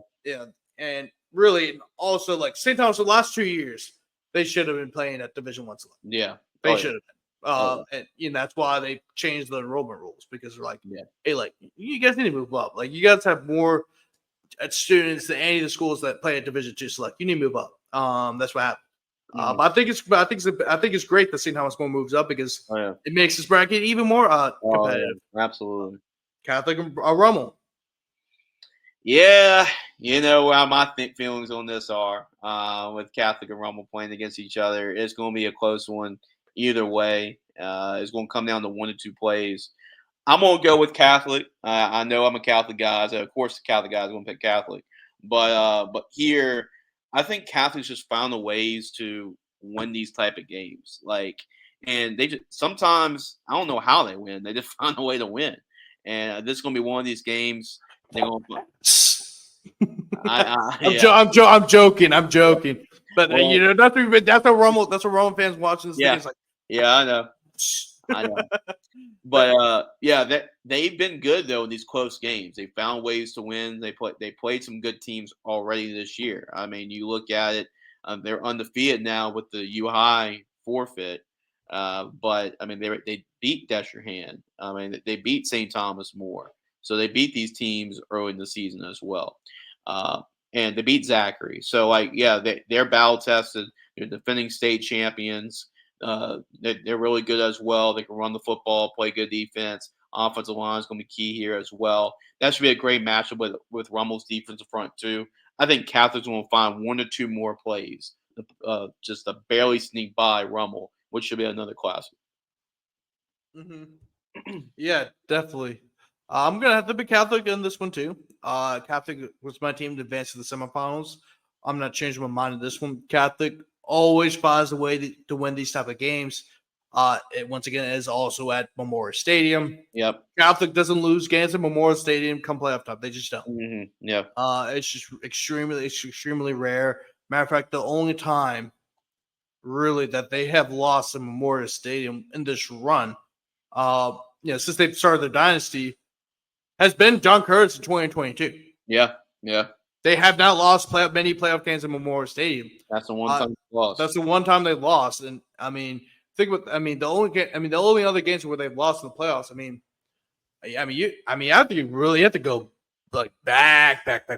I mean, maybe 2016, where they lost at Memorial Stadium. Maybe since then, possibly.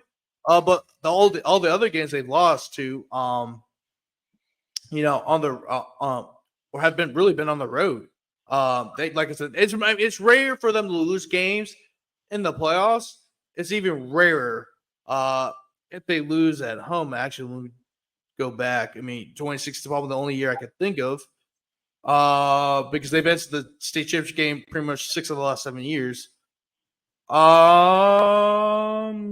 Okay, schedule's coming up. Oh, it was against Brother Martin, 2016. Yeah. So they've only lost twice. It's twice in 10 years that they lost a home playoff game. So crazy because that 2016 team that lost to Brother Martin was actually better than the 2015 team that won, because that was the year Clyde Edwards-Helaire came back, Ben Miles came back, all those guys came back, Aaron Moffitt, but they were actually better. But they ended up losing to Brother Martin. And that was actually Dale Weiner's last game as the Catholics head football coach. So and also just the fact that that was really Brother Martin's last chance to win the state title with the guys they had, and then they lost on a failed 2-point conversion against Scotlandville, and the rest is history. That's Brother Martin in a nutshell. I didn't go to Brother Martin, but the whole family does. Yep. And that's, if you listen to any Brother Martin alumni, that's one of the games. That's one of many should have had games that they talk about. Oh yeah, that's just the history of Brother Martin in a nutshell. Yep. So close, but so far. Yeah. That's Brother Martin in a nutshell. Curtis and Turner's Catholic. Yeah. Does Sean Curtis continue their Cinderella run? I guess you could call it, because it's weird to say this about Curtis. Or do you see Turlings advancing to his 3rd straight semifinals appearance?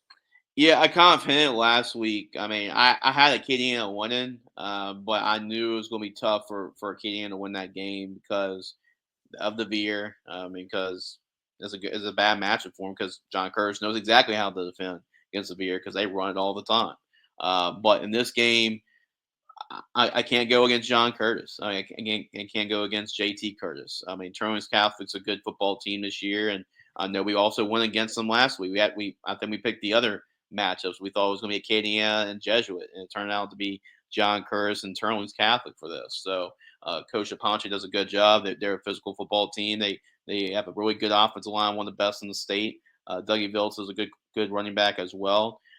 He's done a great job coaching this team. But JT Curtis and John Curtis, like, once you get them, hopefully, if you're Brother Martin, that was an opportunity to get them early, because if you don't get them early, they're going to make a run at it. And I can't go against the GOAT, JT Curtis, and there's 28 state championships. And right now, they're just tough. They're a tough out for anybody. There was one year, in fact, the last 5 years that wasn't Catholic winning a championship, it was John Curtis. And in fact, that year, everybody thought the winner of Endicott Catholic was going to be your team that's going to win the state championship. Catholic won, then they played Curtis, and Curtis beat them. So that's what happens when you overlook John Curtis. So John Curtis is dangerous at this point of the year. And I'm going to go with the Patriots because I'm for sure not going to go against JT. That's for sure. Yeah, definitely. Definitely, Jace. I'm gonna. This is tough. This is Yeah. really tough. But I'm gonna have to go John Curtis this one. And it's not because I'm doubting Turlin's Catholic for the second round in a row. It's just that it's John Curtis. When they're rolling like this, it's hard to beat them. Yeah. And it's not that. I mean, John Curtis. I mean, this is a very vulnerable John Curtis team, as I mentioned. They've struggled offensively. They really have struggled offensively throughout the year. They've been turnover prone throughout the year. Now their defense is awesome. I Yeah. said before. In the end of regular season, they had only allowed 149 points per game. The only issue was the offense only scored 146 points per game. Yeah. It was the first time they had a losing season since the program's inception. And JT's first year as a head coach, they went 0-10. That's the last time they had a losing record. Yeah. But I don't trust the Patriots because obviously I don't think they're the same Patriot team as we've seen years past. They're not as explosive. They turn the ball over. They still play. They still have a sound defense like always, but they have a lot of issues on offense. But I trust JT Curtis. Mm-hmm. Yep. You can't doubt JT Curtis. Nope. Ever. And that was proven last week. Yep. I think John Curtis Christian will have another upset against Turlin's Catholic, and they will advance to the semifinals. Well, they will take on the second-seeded Alexandria because I have Alexandria winning that game. I do think C.E. Bird can make the game interesting because of their offense. But I have Ash winning. Jace, do you disagree or agree with my statement? I agree with your statement. I have Ash winning as well. I mean, I think they're the new favorite. And I had a reason I picked John Curtis, too, because they defeated my team I thought was going to go to the Dome in Acadiana. I thought that was the team I was going to go. But with them being out, it's Ash. And they made a statement, I mean, against Evangel Christian. I mean, we can say what they want about Evangel, but, like, this year they've been explosive on offense. And they got a really good quarterback in Pop Houston. And that defense shut them down. I mean, 6 points. To Pop Houston and that offense was a really good statement by Ash's defense. We've been talking about their offense. We knew about JT Lindsay. We knew about Carson Sellers, their wideouts, how explosive they are. And Ash's backup running back to JT is also really good, too. They're really good offensively. But to have a statement like that defensively was big for this team. Now, C.E. Bird can make this interesting because, like John Curtis, they have that – they run the veer as well. And they can really put some stress on you defensively, and they can hold the ball, keep the ball away from Ash's offense. They have the formula to do it, but Alexander's on a great run this year. Coach Bobman's been, doing probably his best coaching job this year, and they got a lot of talent this year as well. So I got that. They're my new favorite now to go to the state championship game. So I gotta go with the Trojans advancing, and which will set up probably that Ash John Curtis matchup in the semis. Yeah, definitely, Jace. Like I said, I already made my prediction before you did, which is probably the first time it's done that in the show. At least in this episode, we're gonna have to move on to Division II Select. We got in this one Archbishop Shaw and JFK, a game I will be attending. That should be a really good one. Remember, JFK, even though I know Archbishop Shaw's overall favorite, they're 10-1 on the year. However, this JFK team is technically 10-1 on the year. Yeah. They just had three of their wins taken away from them because of some player ineligibility issues. Good thing that happened early in the season. Good thing that happened early when you can catch it and can recover from it. Yes, exactly. And it was, sometimes they didn't really agree with the ruling because it was one of those things where if the player transferred like 20 days later, he would have been eligible. It's one of those things like that. That's what kind of happened over there. But they will the winner of that game will take on the winner of Mazda Prep and Estruma.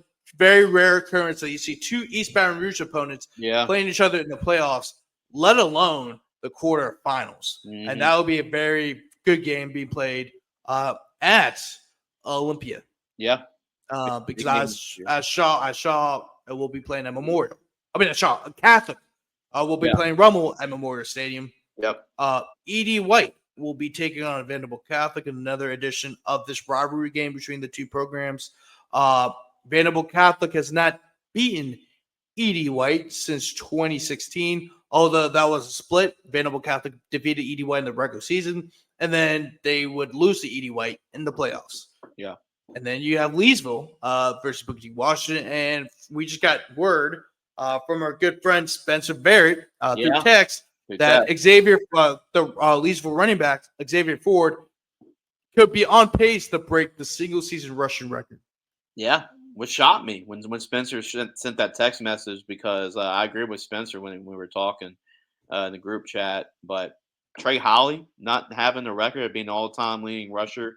Either Trey Holly, Nick Brissett, either, one of those type of running backs, Cecil Collins, they've had some great running backs go through here in Louisiana. And, Michael Ford, Leesville was running back in terms of high school football Louisiana, because they also had Michael Ford and a couple other players as well.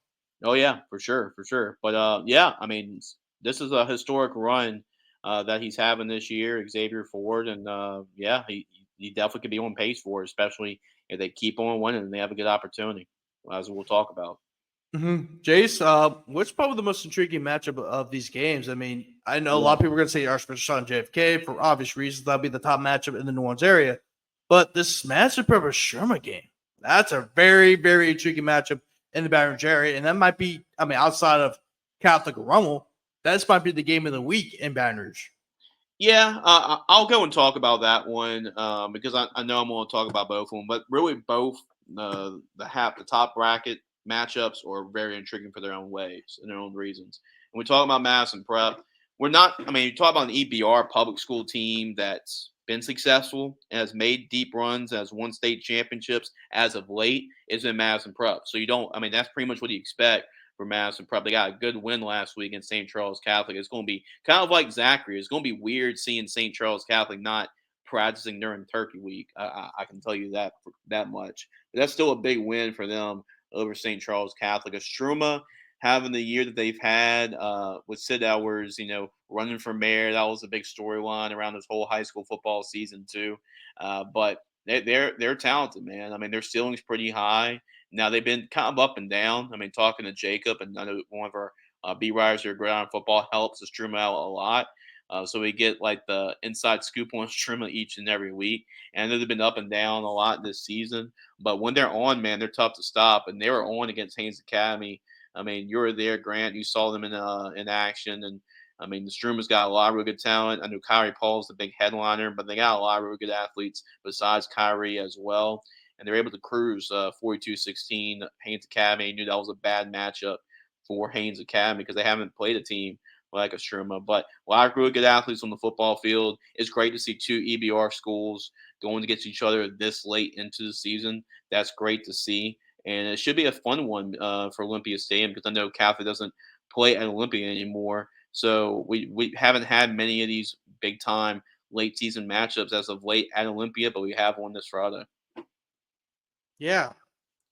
It's be very interesting one in Baton Rouge. I think both these games are both are very intriguing. Of course, New Orleans area and then Baton Rouge area. I know. Well, I wanted to mention that to you, Jason, because I know you're in the Baton Rouge area. So give your perspective on it. And of course, I'll give, I've already said my piece about Shaw and Kennedy. I will actually be at the game covering it. But Shaw will be taking on JFK. Jace, do you have Shaw winning this game, or do you have JFK pulling off the upset? And it's no offense, Grant, to E.D. White, because I've seen them in person, and they're a great football team. I've called their game against Letcher. They're a solid team all around. But I think in this case, I think Shaw's road to the Dome is tougher than the actual Dome. That's my opinion. But JFK, I've seen this team as well. You know a lot about these two teams. You've been close to these two teams. But seeing JFK in person and watching them, like when they're on, it's kind of like a Struma in a lot of ways. Like when they're on and they're clicking on all cylinders, there's not a lot of teams that can beat them. There's not a lot of teams that can play with them athletically. And I've seen JFK play against Sam Mall, and find a way to win that game. And it looked like they were going to lose that game against Samuel. They found a way to win that one. But when they don't get in their own, sometimes the biggest opponent is themselves. When they don't get in their own way, like they are tough out for anybody. And you talk about the record and all that and the seeding on the field, they only have one loss this year. And that one loss this year, that was against St. Paul's. What happened with that game? They got in their own way. So that's the thing with this John Kennedy team. But Darrensburg's a really good quarterback. They got a lot of weapons on the outside, a lot of skilled talent at wide receiver. Defensively, they're athletic and as well. So athletically, there's not a lot of teams in this bracket that can play with them. If there is a team, it's Shaw. I mean, Shaw has been dominant all year long. They've been really good this year. Coach Tierney's just you expect it after maybe a little bit of a slow start this year. They've definitely rebounded in a huge way. They've been dominating teams the rest of the season. We talk about Mason Wilson's a really good quarterback for them. It's been Michigan South for them too. You got Jasper Parker in Washington as well, Jarvis Washington as well. So yeah, they got the Michigan commits. So they're really good. They can score a lot of points. Grant, you mentioned plenty of times that their defense gets unnoticed, and and they definitely need to talk about a whole lot for what their season's been. But I think JFK gives them a really good shot. For Shaw, we talk about Shaw, the heavy favorite in this bracket. If there's a team that can beat them and get them out early and make this a very intriguing bracket the rest of the way, it's JFK. But I think Shaw's a better team. And I think, and you're gonna have to play a cleaner game too against a well-coached team led by a Hall of Fame coach. So I think Shaw will get that clean game as well. They're going to allow Jasper Parker as well a whole lot in this football game, and the legs of Mason Wilson as well. I'm going to go with the Eagles. I think they're going to fly high, and it's going to be a close game. And this could easily been a game we would see maybe in the semis or state championship game if it wasn't for the ruling early in the season. But I got Shaw advancing to semis. Yeah, Jace, I got same here. I'm not. Shaw was my favorite to win the state championship. I'm not going against it. However, some people are saying Shaw might blow out JFK. I disagree. I think this game will be a lot closer than a lot of people expected. Remember, last year they met each other last year in the quarterfinals, and that game was really close.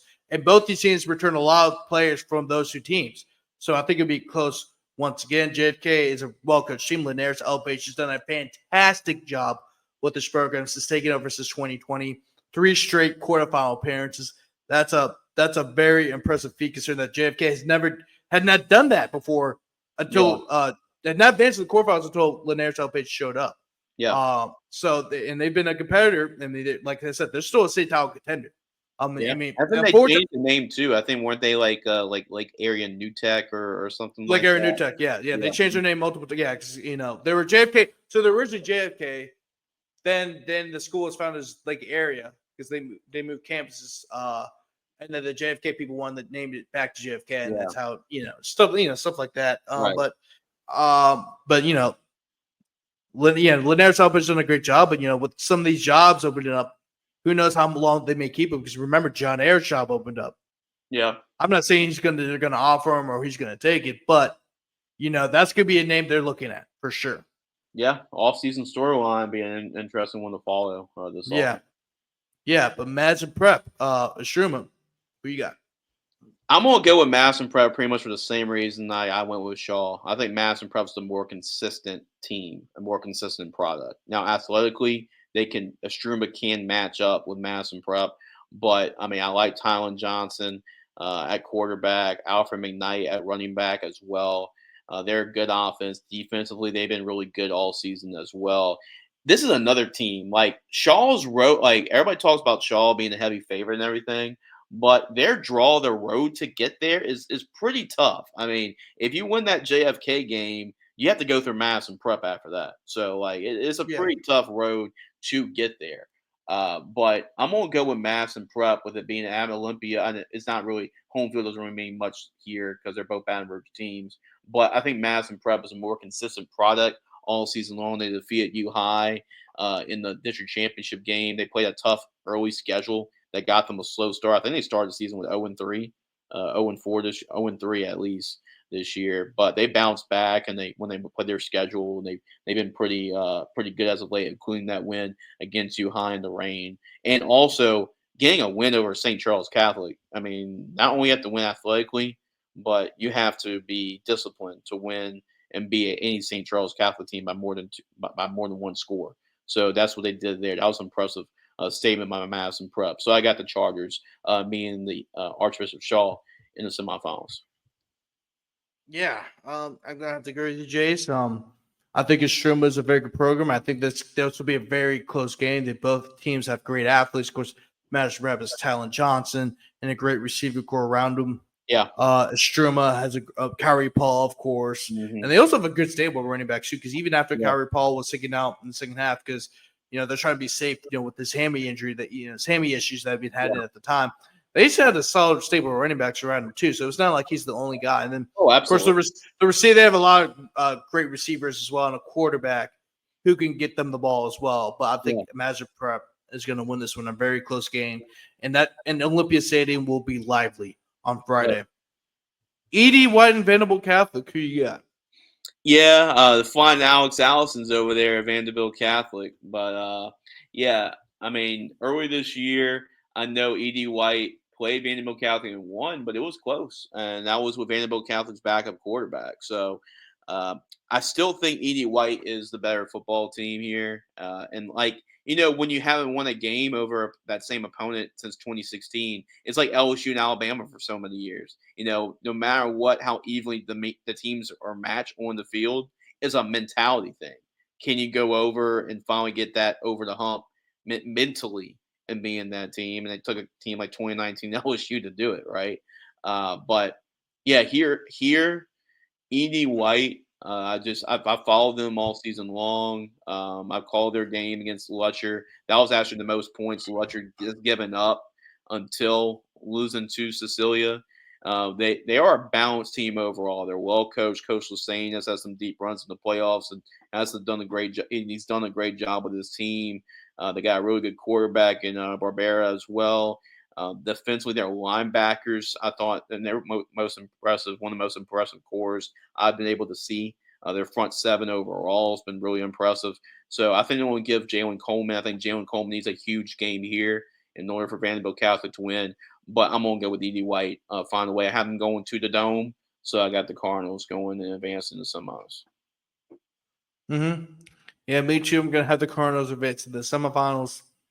This game, once again, was 24-14. The last time these two teams played. Yeah. Vanderbilt Catholic's quarterback, Andrew Chestnut, was actually out that game. So how much of that had to do with Vanderbilt Catholic only losing 21-14? Who knows? But it'll be decided at E.D. White High School. Yep. But I still expect E.D. White to win despite Vanderbilt Catholic returning the quarterback, and he should be healthy and ready to go. Yeah. Leesville and Booker T. Washington. I got Leesville winning this game, Jace. I know. Congratulations to Booker T. Washington going to the quarterfinals. I know that a lot of that had to do with the U High situation. But they advanced to the quarterfinals, so good for that program. However, they're going up against a beast in Leesville, and that beast in Leesville has a beast in his own right in Xavier Ford, who is on pace to break the single season. Because if they advance to the state championship, he will be on pace to break the single season state rushing record. Jace, agree with me there? I agree with you. I think Booker T. Washington's happy to be there, just because Wayne Reese Jr. is over there, the son of the legendary and late Wayne Reese Sr. He's done a good job with this program. But they made some runs before, but I think this team didn't really expected, especially with what happened with U High. I think they're just happy to be there. In Leesville, I think they're motivated because of Xavier Ford's record to get that single season record, and I think they're the better team. It's going to be tough to stop. Not only him, but their offensive line is really good. They're a big part of the reason why they've been so good this year. And they got a really experienced core up front.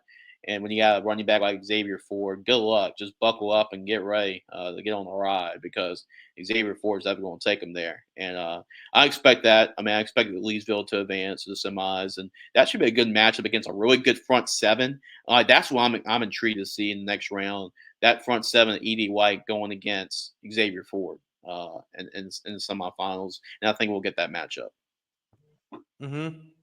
Moving on to the Division III Select playoffs, we got Dunham and Lafayette Christian, Bunkie and Joel Sumner. Here. What's up? You got some good matchups here in this bracket. Oh, yeah. I mean, it's a lot of great brackets. Calvary Baptist Episcopal. I know you covered that game. I'm going to say Calvary's going to win it. We're going to skip that game because obviously Jace's, of course, has his broadcasting duties. I don't want to have a conflict of interest, but I'm going to say my piece. I think Calvary Baptist will win. I'll just say one thing about this game, too. Yep. But you go ahead and finish your statement, though. All right, cool. But I'm sure, I'm Jason trying to not create a conflict of interest here, Jason. No, I'm not going to pick a winner or anything. I'm going to say keys of the game for both teams, and that's about it. Jason can be loose cannon sometimes, man. Maybe you might say something you might not want to say. I described myself. I think it described me. But anyway, Calvary Baptist will win this game because I think there's going to be too explosive for this Episcopal team. However, I think Episcopal will slow this game down and give Calvary Baptist some issues, especially with the run game led by Reed Chelvan, who's a fantastic player. He just got a PWO offer from LSU, so congrats to him. But I think they'll make it interesting at first, but I think Calvary Baptist will pull away in the second half when they make the correct adjustments in that game. Jesse, you have one thing to say about that game? Yeah, so just about the game in general, it's going to be a conflict of styles. It depends on how this game goes. If Calvary is going to be – you'll probably know early on, Grant, the first 5 to 10 minutes how this game is going to go. Probably that first quarter you want to know for sure. But if this game is like an up and down the field track meet, there is no way Episcopal can play that game. There's just no way. And I'll tell you out flat. But what Episcopal does have is a really good defense, probably the best I've covered since covering Knights football here on BSN. And they've been pretty good against top running backs this year and defending them. So I know that this is going to be the top one they played besides Chad Elsie over at Ascension Catholic is James Simon at Calvary Baptist. But if they can make it interesting defensively, if they can do that, and their offense can move the football, keep their offense away, make an ugly game, then Episcopal has a great shot at winning this game as well. So it just depends on what kind of style of football game is going to happen on Friday night. Yeah, definitely. Yeah, and then Catholic New Iberia and Newman, that'll be a very interesting game as well. Two very good quarterbacks both sides for both teams. Catholic New Iberia has Luke Landry. Isidore Newman has Eli Friend. I was about to say, I don't know. I just paused for a second. I don't know how. I didn't think. I almost got towards the time, but I was about to say, it's like, well, Eli Friend. It's like, yeah. So Eli, maybe not Eli Manning, but Eli Friend. He's done a great job of stepping up in place of Arch Manning. Of course, remember Arch Manning was the quarterback before him, and he's done a great job of filling in Arch's shoes. And he's made his own legacy in his own right at Newman, and he has a great chance of leading Newman to their first state championship in the program's history.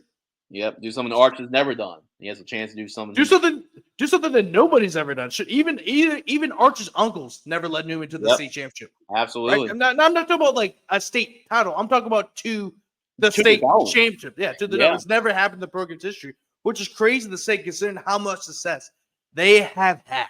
Yeah, I think they're like in the top 5 in terms of winning percentage in the New Orleans area. And they've never been to the Dome. Actually, let me pull up right here. In Cat and Rummel's handy program that I got. I try to collect as many programs as possible whenever I go to a game, if they have one. And I remember seeing it because it was a very cool thing that. So Newman is second behind Curtis in the top 5, but really in the top 10 of all New Orleans Metro high schools. Yeah. And if you look at all the other teams shooting the top 10,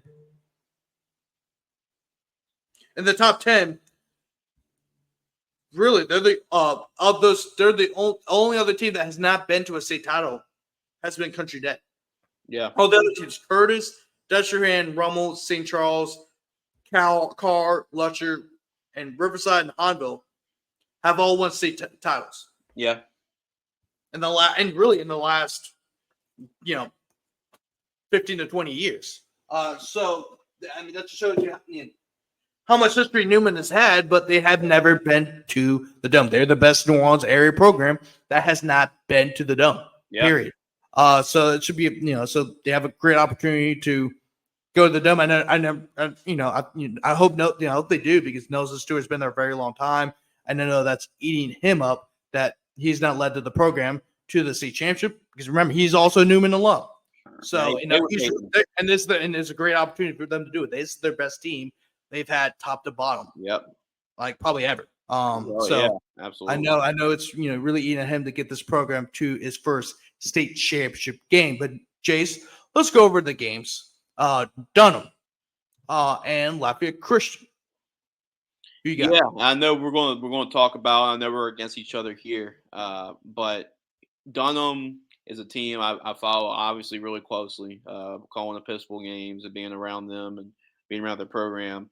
A lot of people, I guess, just you can say fair, unfair, but associate this team with just being a finesse type of team because they have the number one quarterback in the country in Elijah Haven, but they're far from it.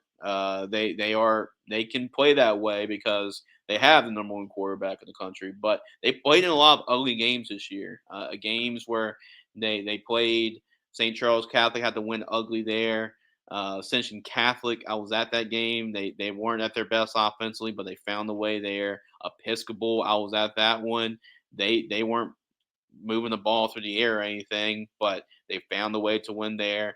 And that's why I'm going to lean on them because whenever they're off, their defense does pick it up. The running game, their defense picks it up. So they are a complimentary football team.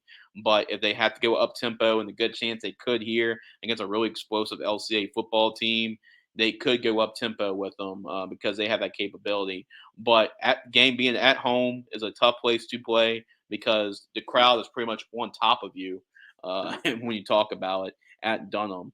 I'm going to go with the Tigers here. And now it's a dangerous matchup because of LCA's athletes and their athleticism. They can put up some points. And I know they don't have Juwan Johnson, but Brandon Walker is good, man. He's a good quarterback as well, and they got some really good weapons. So that's going to be a dangerous matchup for Dunham. But I'm going to trust the Tigers to find a way to get it done because they've been able to find ways to get it done this year, especially when they haven't been at their best. So I'm going to go with the Tigers here. Yeah. Jason, like you kind of alluded to earlier, I think Lafayette Christian is going to pull off the upset. If you look at Lafayette's Christian schedule, I mean, I know they've lost. I just had it. They have lost 6 games, but of those 5 losses came against teams that are either a 4A or a 5A school. Mm-hmm. The only loss that they had that was not against a 4A or 5A school was against Notre Dame in the regular season, but then Lafayette Christian beat them by 2 touchdowns. I can see. Well, they beat them by 8 touchdowns, 35-28, in the playoffs. So that game's kind of an outlier because they split the 2 games they played against each other. Lafayette Christian is a very dangerous offense. I think they're going to give Dunham problems. They're a very, very athletic team. Braylon Walker's a hell of a receiver. I think he has just broken the single season receiving record at Lafayette Christian, which is saying a lot considering how many great receivers have come out of the program in recent memory. Or I think he already has broken it. I think he's got another. I think he might break the state. I don't know. I saw something that Hayden Lesser posted, but yeah. I'm gonna go back and look at it because we got to finish these brackets. But I think LCA is going to win this game. Just because I think, since the coaching change, they've been a little bit of a different team.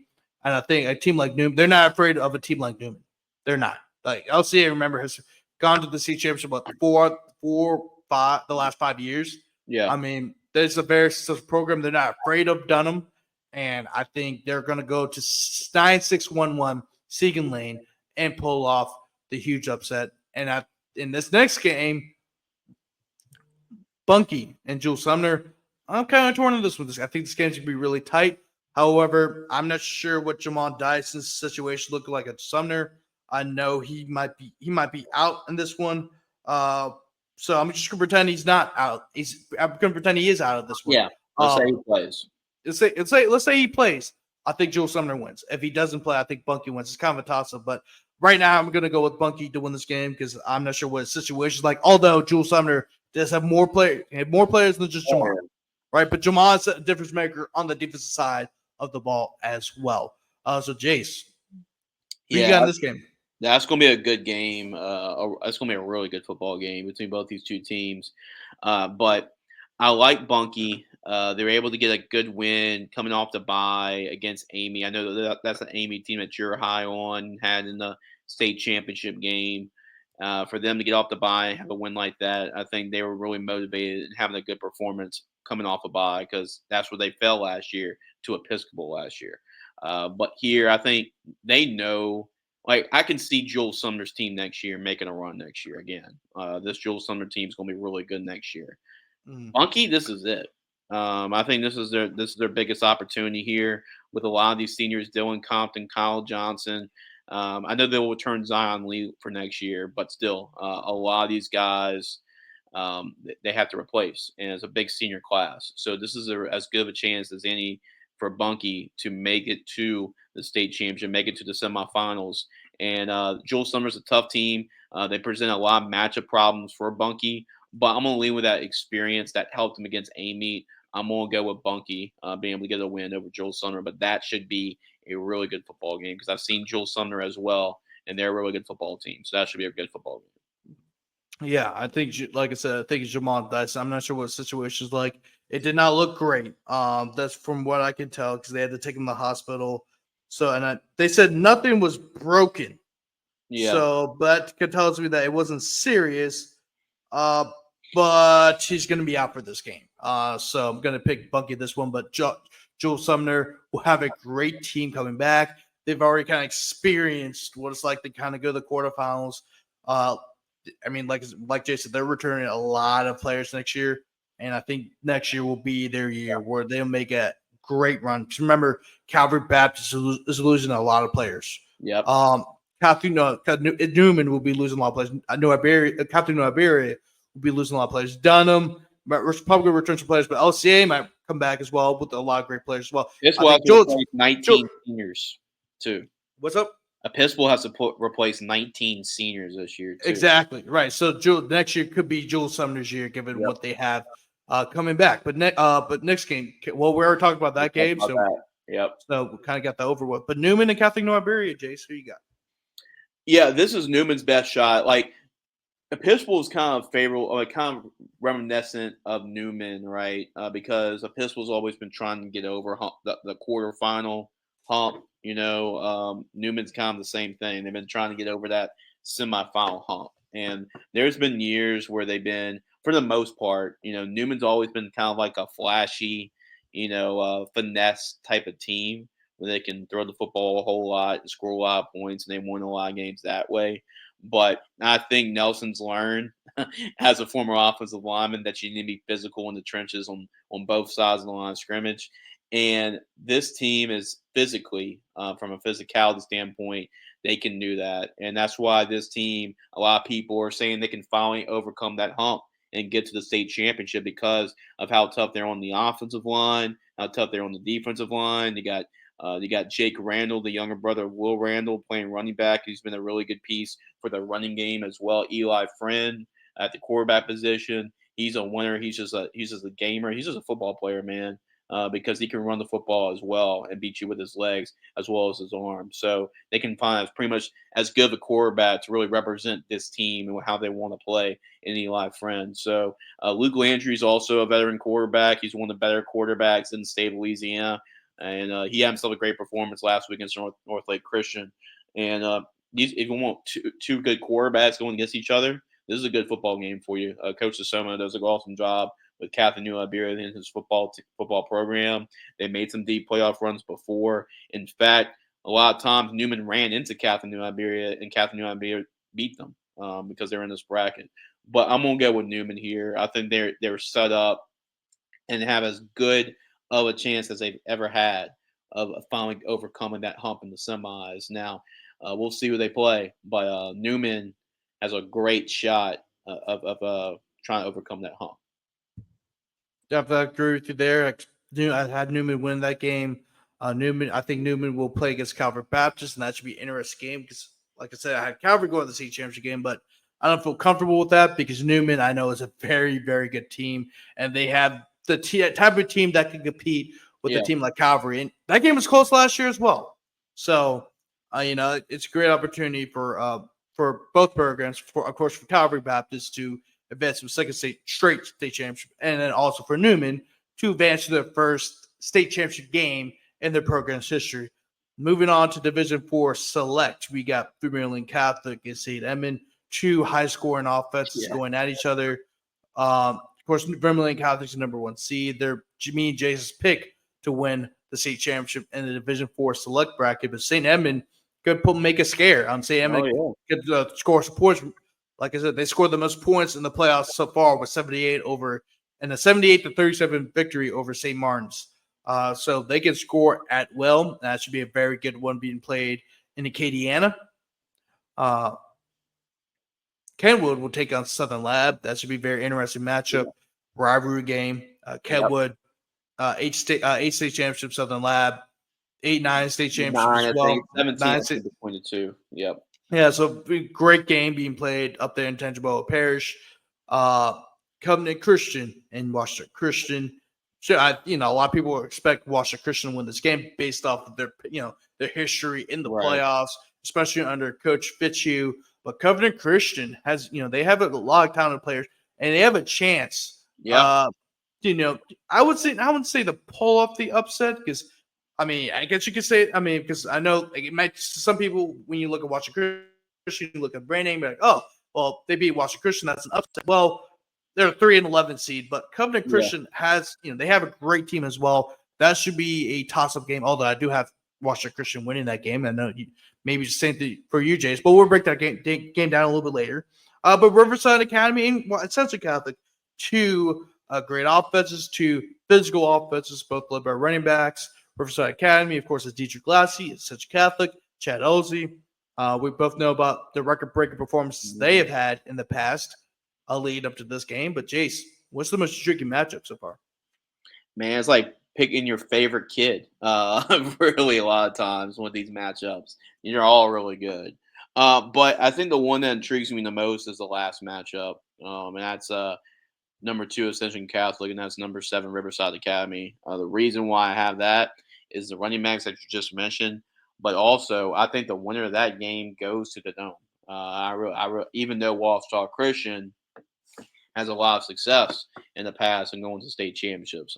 Both these two offenses, not only they can run the football with their star running backs, but they can also throw the football when they need to as well. Their defenses have stepped up when needed to. So these are two really good football teams, and it's going to be a great football game as well. In fact, if it wasn't for Episcopal this week, that's probably the game I was going to see. See Chad Elzy take on Dedrick Lassie. But that's going to be a great playoff matchup. And I think the winner of that game sets up pretty good for them to go to the Dome. I really do believe that. Like kind of go pick up back off of that. Yeah, that's a very intriguing game. That is a game where I think it could go either way. Of course, Central Catholic, we already know about what they could do. Not only just running the ball, but they also have a smart quarterback and Troy. Not Troy LaBeouf. Camille. Troy's son, Camille LaBeouf. He's, of course, he grew up in that household. It's a football household. Of course, Troy's a former coach. And Camille, of course, took on a lot of what his dad's taught him, and of course, also like what his coach said. Coach Narcisse, Lowell Narcisse, said, the thing about it, it just makes the game easy because he just knows a whole lot. And even though this is his first year as a starting quarterback, he knows the offense from head to toe. So he's a smart quarterback. He also got a great defense too. A lot of people don't talk about their defense as well. Their defense is phenomenal. They have one of the better defensive backfields in the state, regardless of classification. And then also they have a great front seven as well. So that'll be key in this game against Riverside. But Jace, let's start from the top of the bracket. Yeah. Who you got for Vermilion Catholic and St. Edmund? And that's actually the game Andy's going to on Friday. So he's going to check out Vermilion Catholic. So that's the game he's going to on Friday. expect points. That's all I gotta say for that one. I mean, I say Emmons is definitely gonna be scoring some points, and their offense has been on an incredible run this year. Kane West, Henry Summerlin, Blake Moran. Blake Moran's playing in a bowl game. So Seth Oakland, they got a lot of weapons. They can beat you in a lot of different ways. But Vermilion Catholic, man, Jonathan Dartez is John Johnson's a one man wrecking show, and if he's going to do whatever it takes to win the football game, and he's been a winner his whole high school career. I think a lot of people, reason why a lot of people have him winning a state championship is because of him, and just that's the one thing he hasn't accomplished is a state championship. He's been in the dome before as a sophomore, and that's where he lost to Washita Christian, but I think he's going to will his team. The team just rallies around him. They play a really great football around him. So I'm going to go with Vermilion Catholic at home. I think I'm going to trust in Vermilion Catholic's defense get that one stop because that's what it's going to take in this football game, whether it's a turnover or a stop. Regardless, I trust in that defense to get that one extra stop in what should be a high-scoring football game. Yeah, same here. Of course, I'm not going to pick against Vermilion Catholic. They were my state champion in this bracket. Nothing's going to change, although I think this will be a high-scoring affair. I think Edmond will keep it interesting because they also have a very good offense as well. As it's stated, they scored 78 points in their last playoff game. So they can score. Kentwood and Southern Lab. Yeah. Who you got? It's weird thinking that 12 and 13 are upsets, but they're really not. I mean, because of these programs, kind of like Washita Christian. You expect Kentwood, you expect Southern Lab to be, this late, practicing this late in the season. And Southern Lab has won 2 of the last 3 state championship games, and they've won 9 state championships. Kentwood's won 8 state championships. They've had some classic battles during the regular season. They know each other a whole lot. They're both athletic. I mean, really athletic and can match up with each other really good. That's been a reason why there's been a rivalry because on the field, there's been a lot of speed between both these two teams, and there's not a lot of 1A teams that can match with that speed, but these two teams do. The first time this year, I think Ice Ray covered this game for us for Gridiron Football in the regular season. The game has been playing on the Bluff, and you expect a lot of high scoring, but that game was 13-8. And it shows you how athletic these defenses are too. I think Southern Lab with a lot of those players coming back from a couple last year's state championship runs as well. I think that's going to be the difference.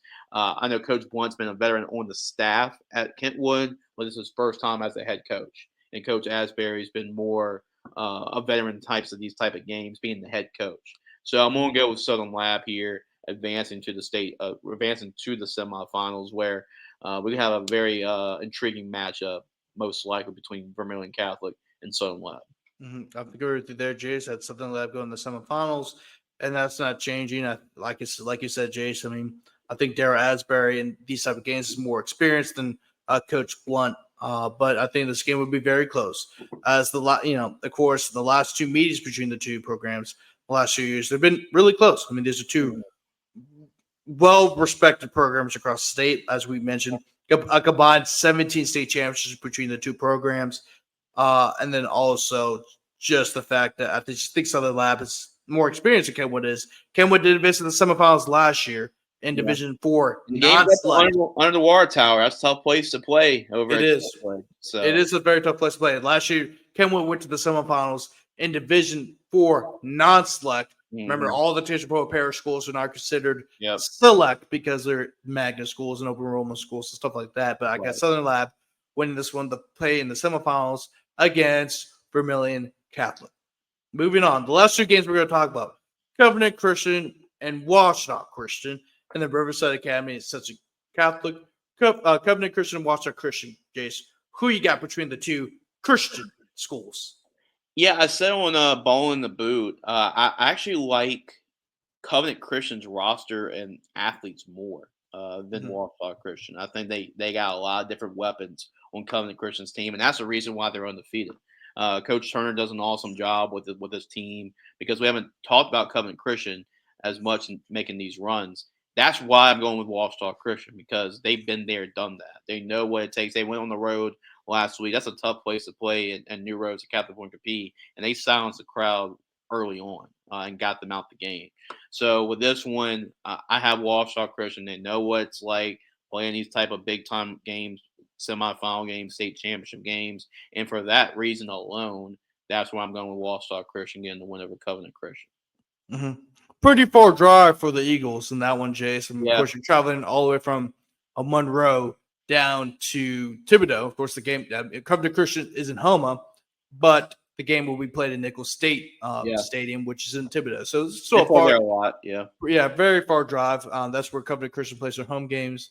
But I expect the Eagles to win in this one because I think there's just more. Even though Covenant Christian probably has the better athletes, maybe even the better team. Yeah. But watch the Christian experience will be huge in this one, and also Luke Vedron is one of the better quarterbacks in the state.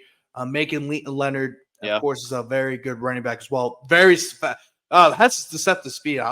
He's a very fast. He's actually on Washington Christian's track team, and I think he's got a lot of offers at track too. He's got offers from football, but come from track as well. So he's a very, very fast running back for the Eagles. He's playing our bowl game as well at the end of the year. He's committed to playing our bowl game, so we're excited to have him at the end of the year. Mm-hmm. And Riverside Academy is Central Catholic. Jace, who you got? Speaking of another running backs that's also committed to our bowl game, Chad Elsey. He's going to be playing in that game as well. But Dedrick Lassie, also a Gridiron Football Player of the Week. We talked about the running backs. I said it before. If you like running backs, this is the game for you.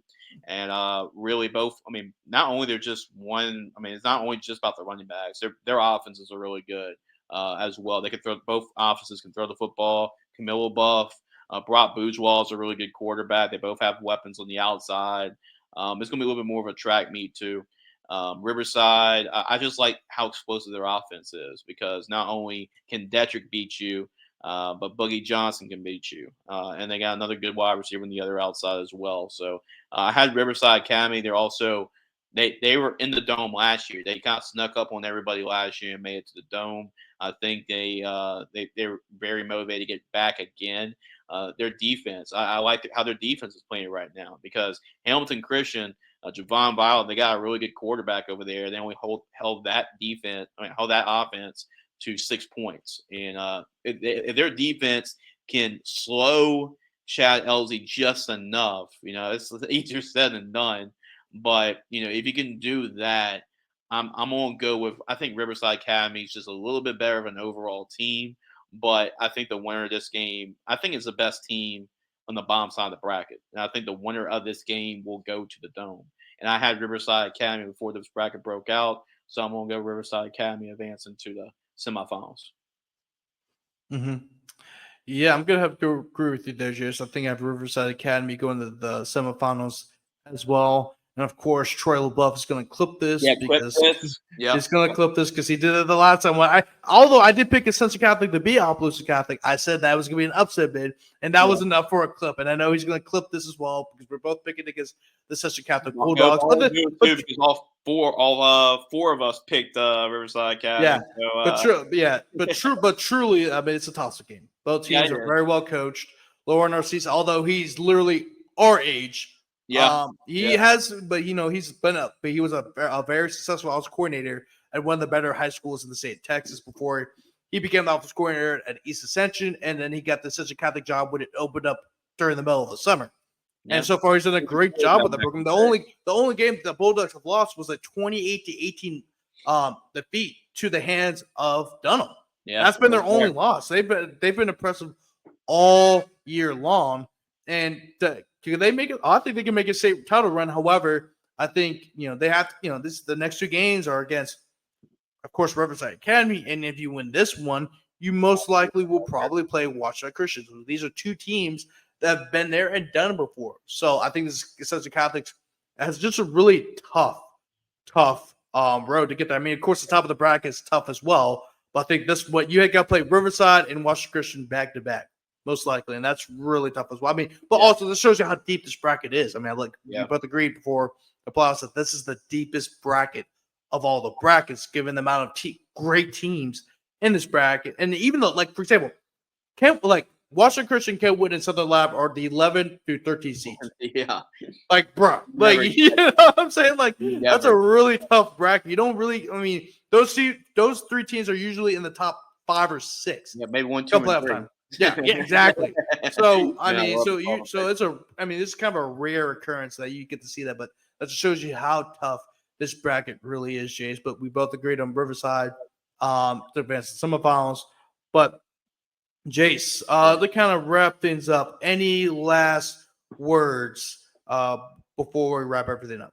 Nothing much, Grant. Appreciate you having me on the show. And then once again, our ball in the boot bracket breakdowns.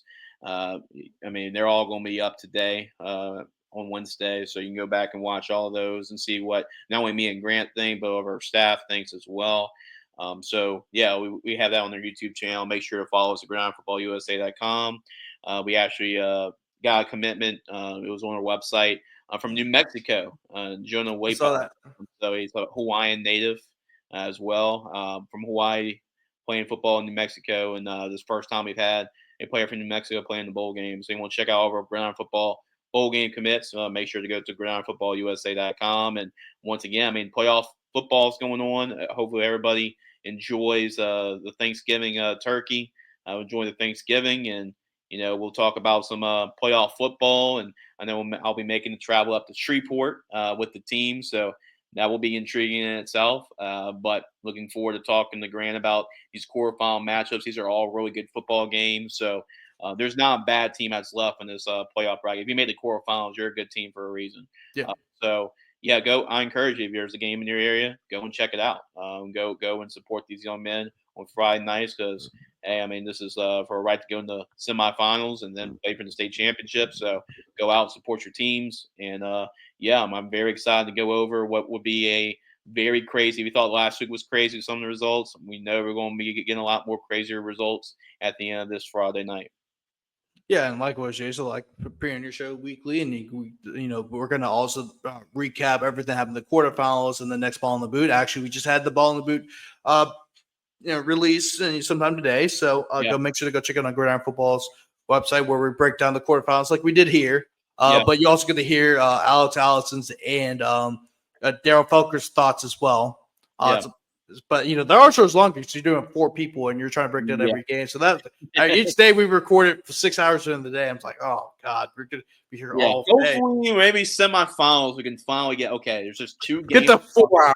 We'll get the 4 hours. 4 hours next week. Probably. Yeah. We'll knock it down a couple hours. Yeah, hopefully. But anyway, Jace, thanks for appearing on. Once again, this is a very exciting quarterfinal matches we got going on this Friday. Once again, I'm your host, Grant Chachere, of the owner of Rougarou Sports Media and also a reporter for CrescentCitySports.com. This is Jason Lejeune of GridironFootballUSA.com. Make sure to check out both sides for all your content, whether it's high school. Most of the stuff is high school football, but for Crescent City Sports, we also cover LSU, the Saints, the Pelicans, UNO, Tulane, blah, blah, blah, blah, everything. And then Jace, of course, they cover, obviously cover high school football and recruiting and LSU, but they've also gotten to some Tulane football, Southern football, and also some pros football stuff now as well. So once again, thanks for watching the show, and we'll see you guys on Sunday, because once again, we will not be doing the Friday nightcap show because Jace will be in Shreveport coming back with the Episcopal team. He's riding with the Episcopal team bus. A better mood on the way back, because we're about to find out pretty quickly how the mood is going to be on the return back. Also just because I got some family going to town, so I want to spend some time with them after the game as well. So that's why then we're not going to do a show on Friday night. However, we'll be doing it on Sunday. I'll release the time is to be determined for Sunday. But we'll get that out to you as soon as possible. Thanks again for watching the show, and we'll see you guys on Sunday.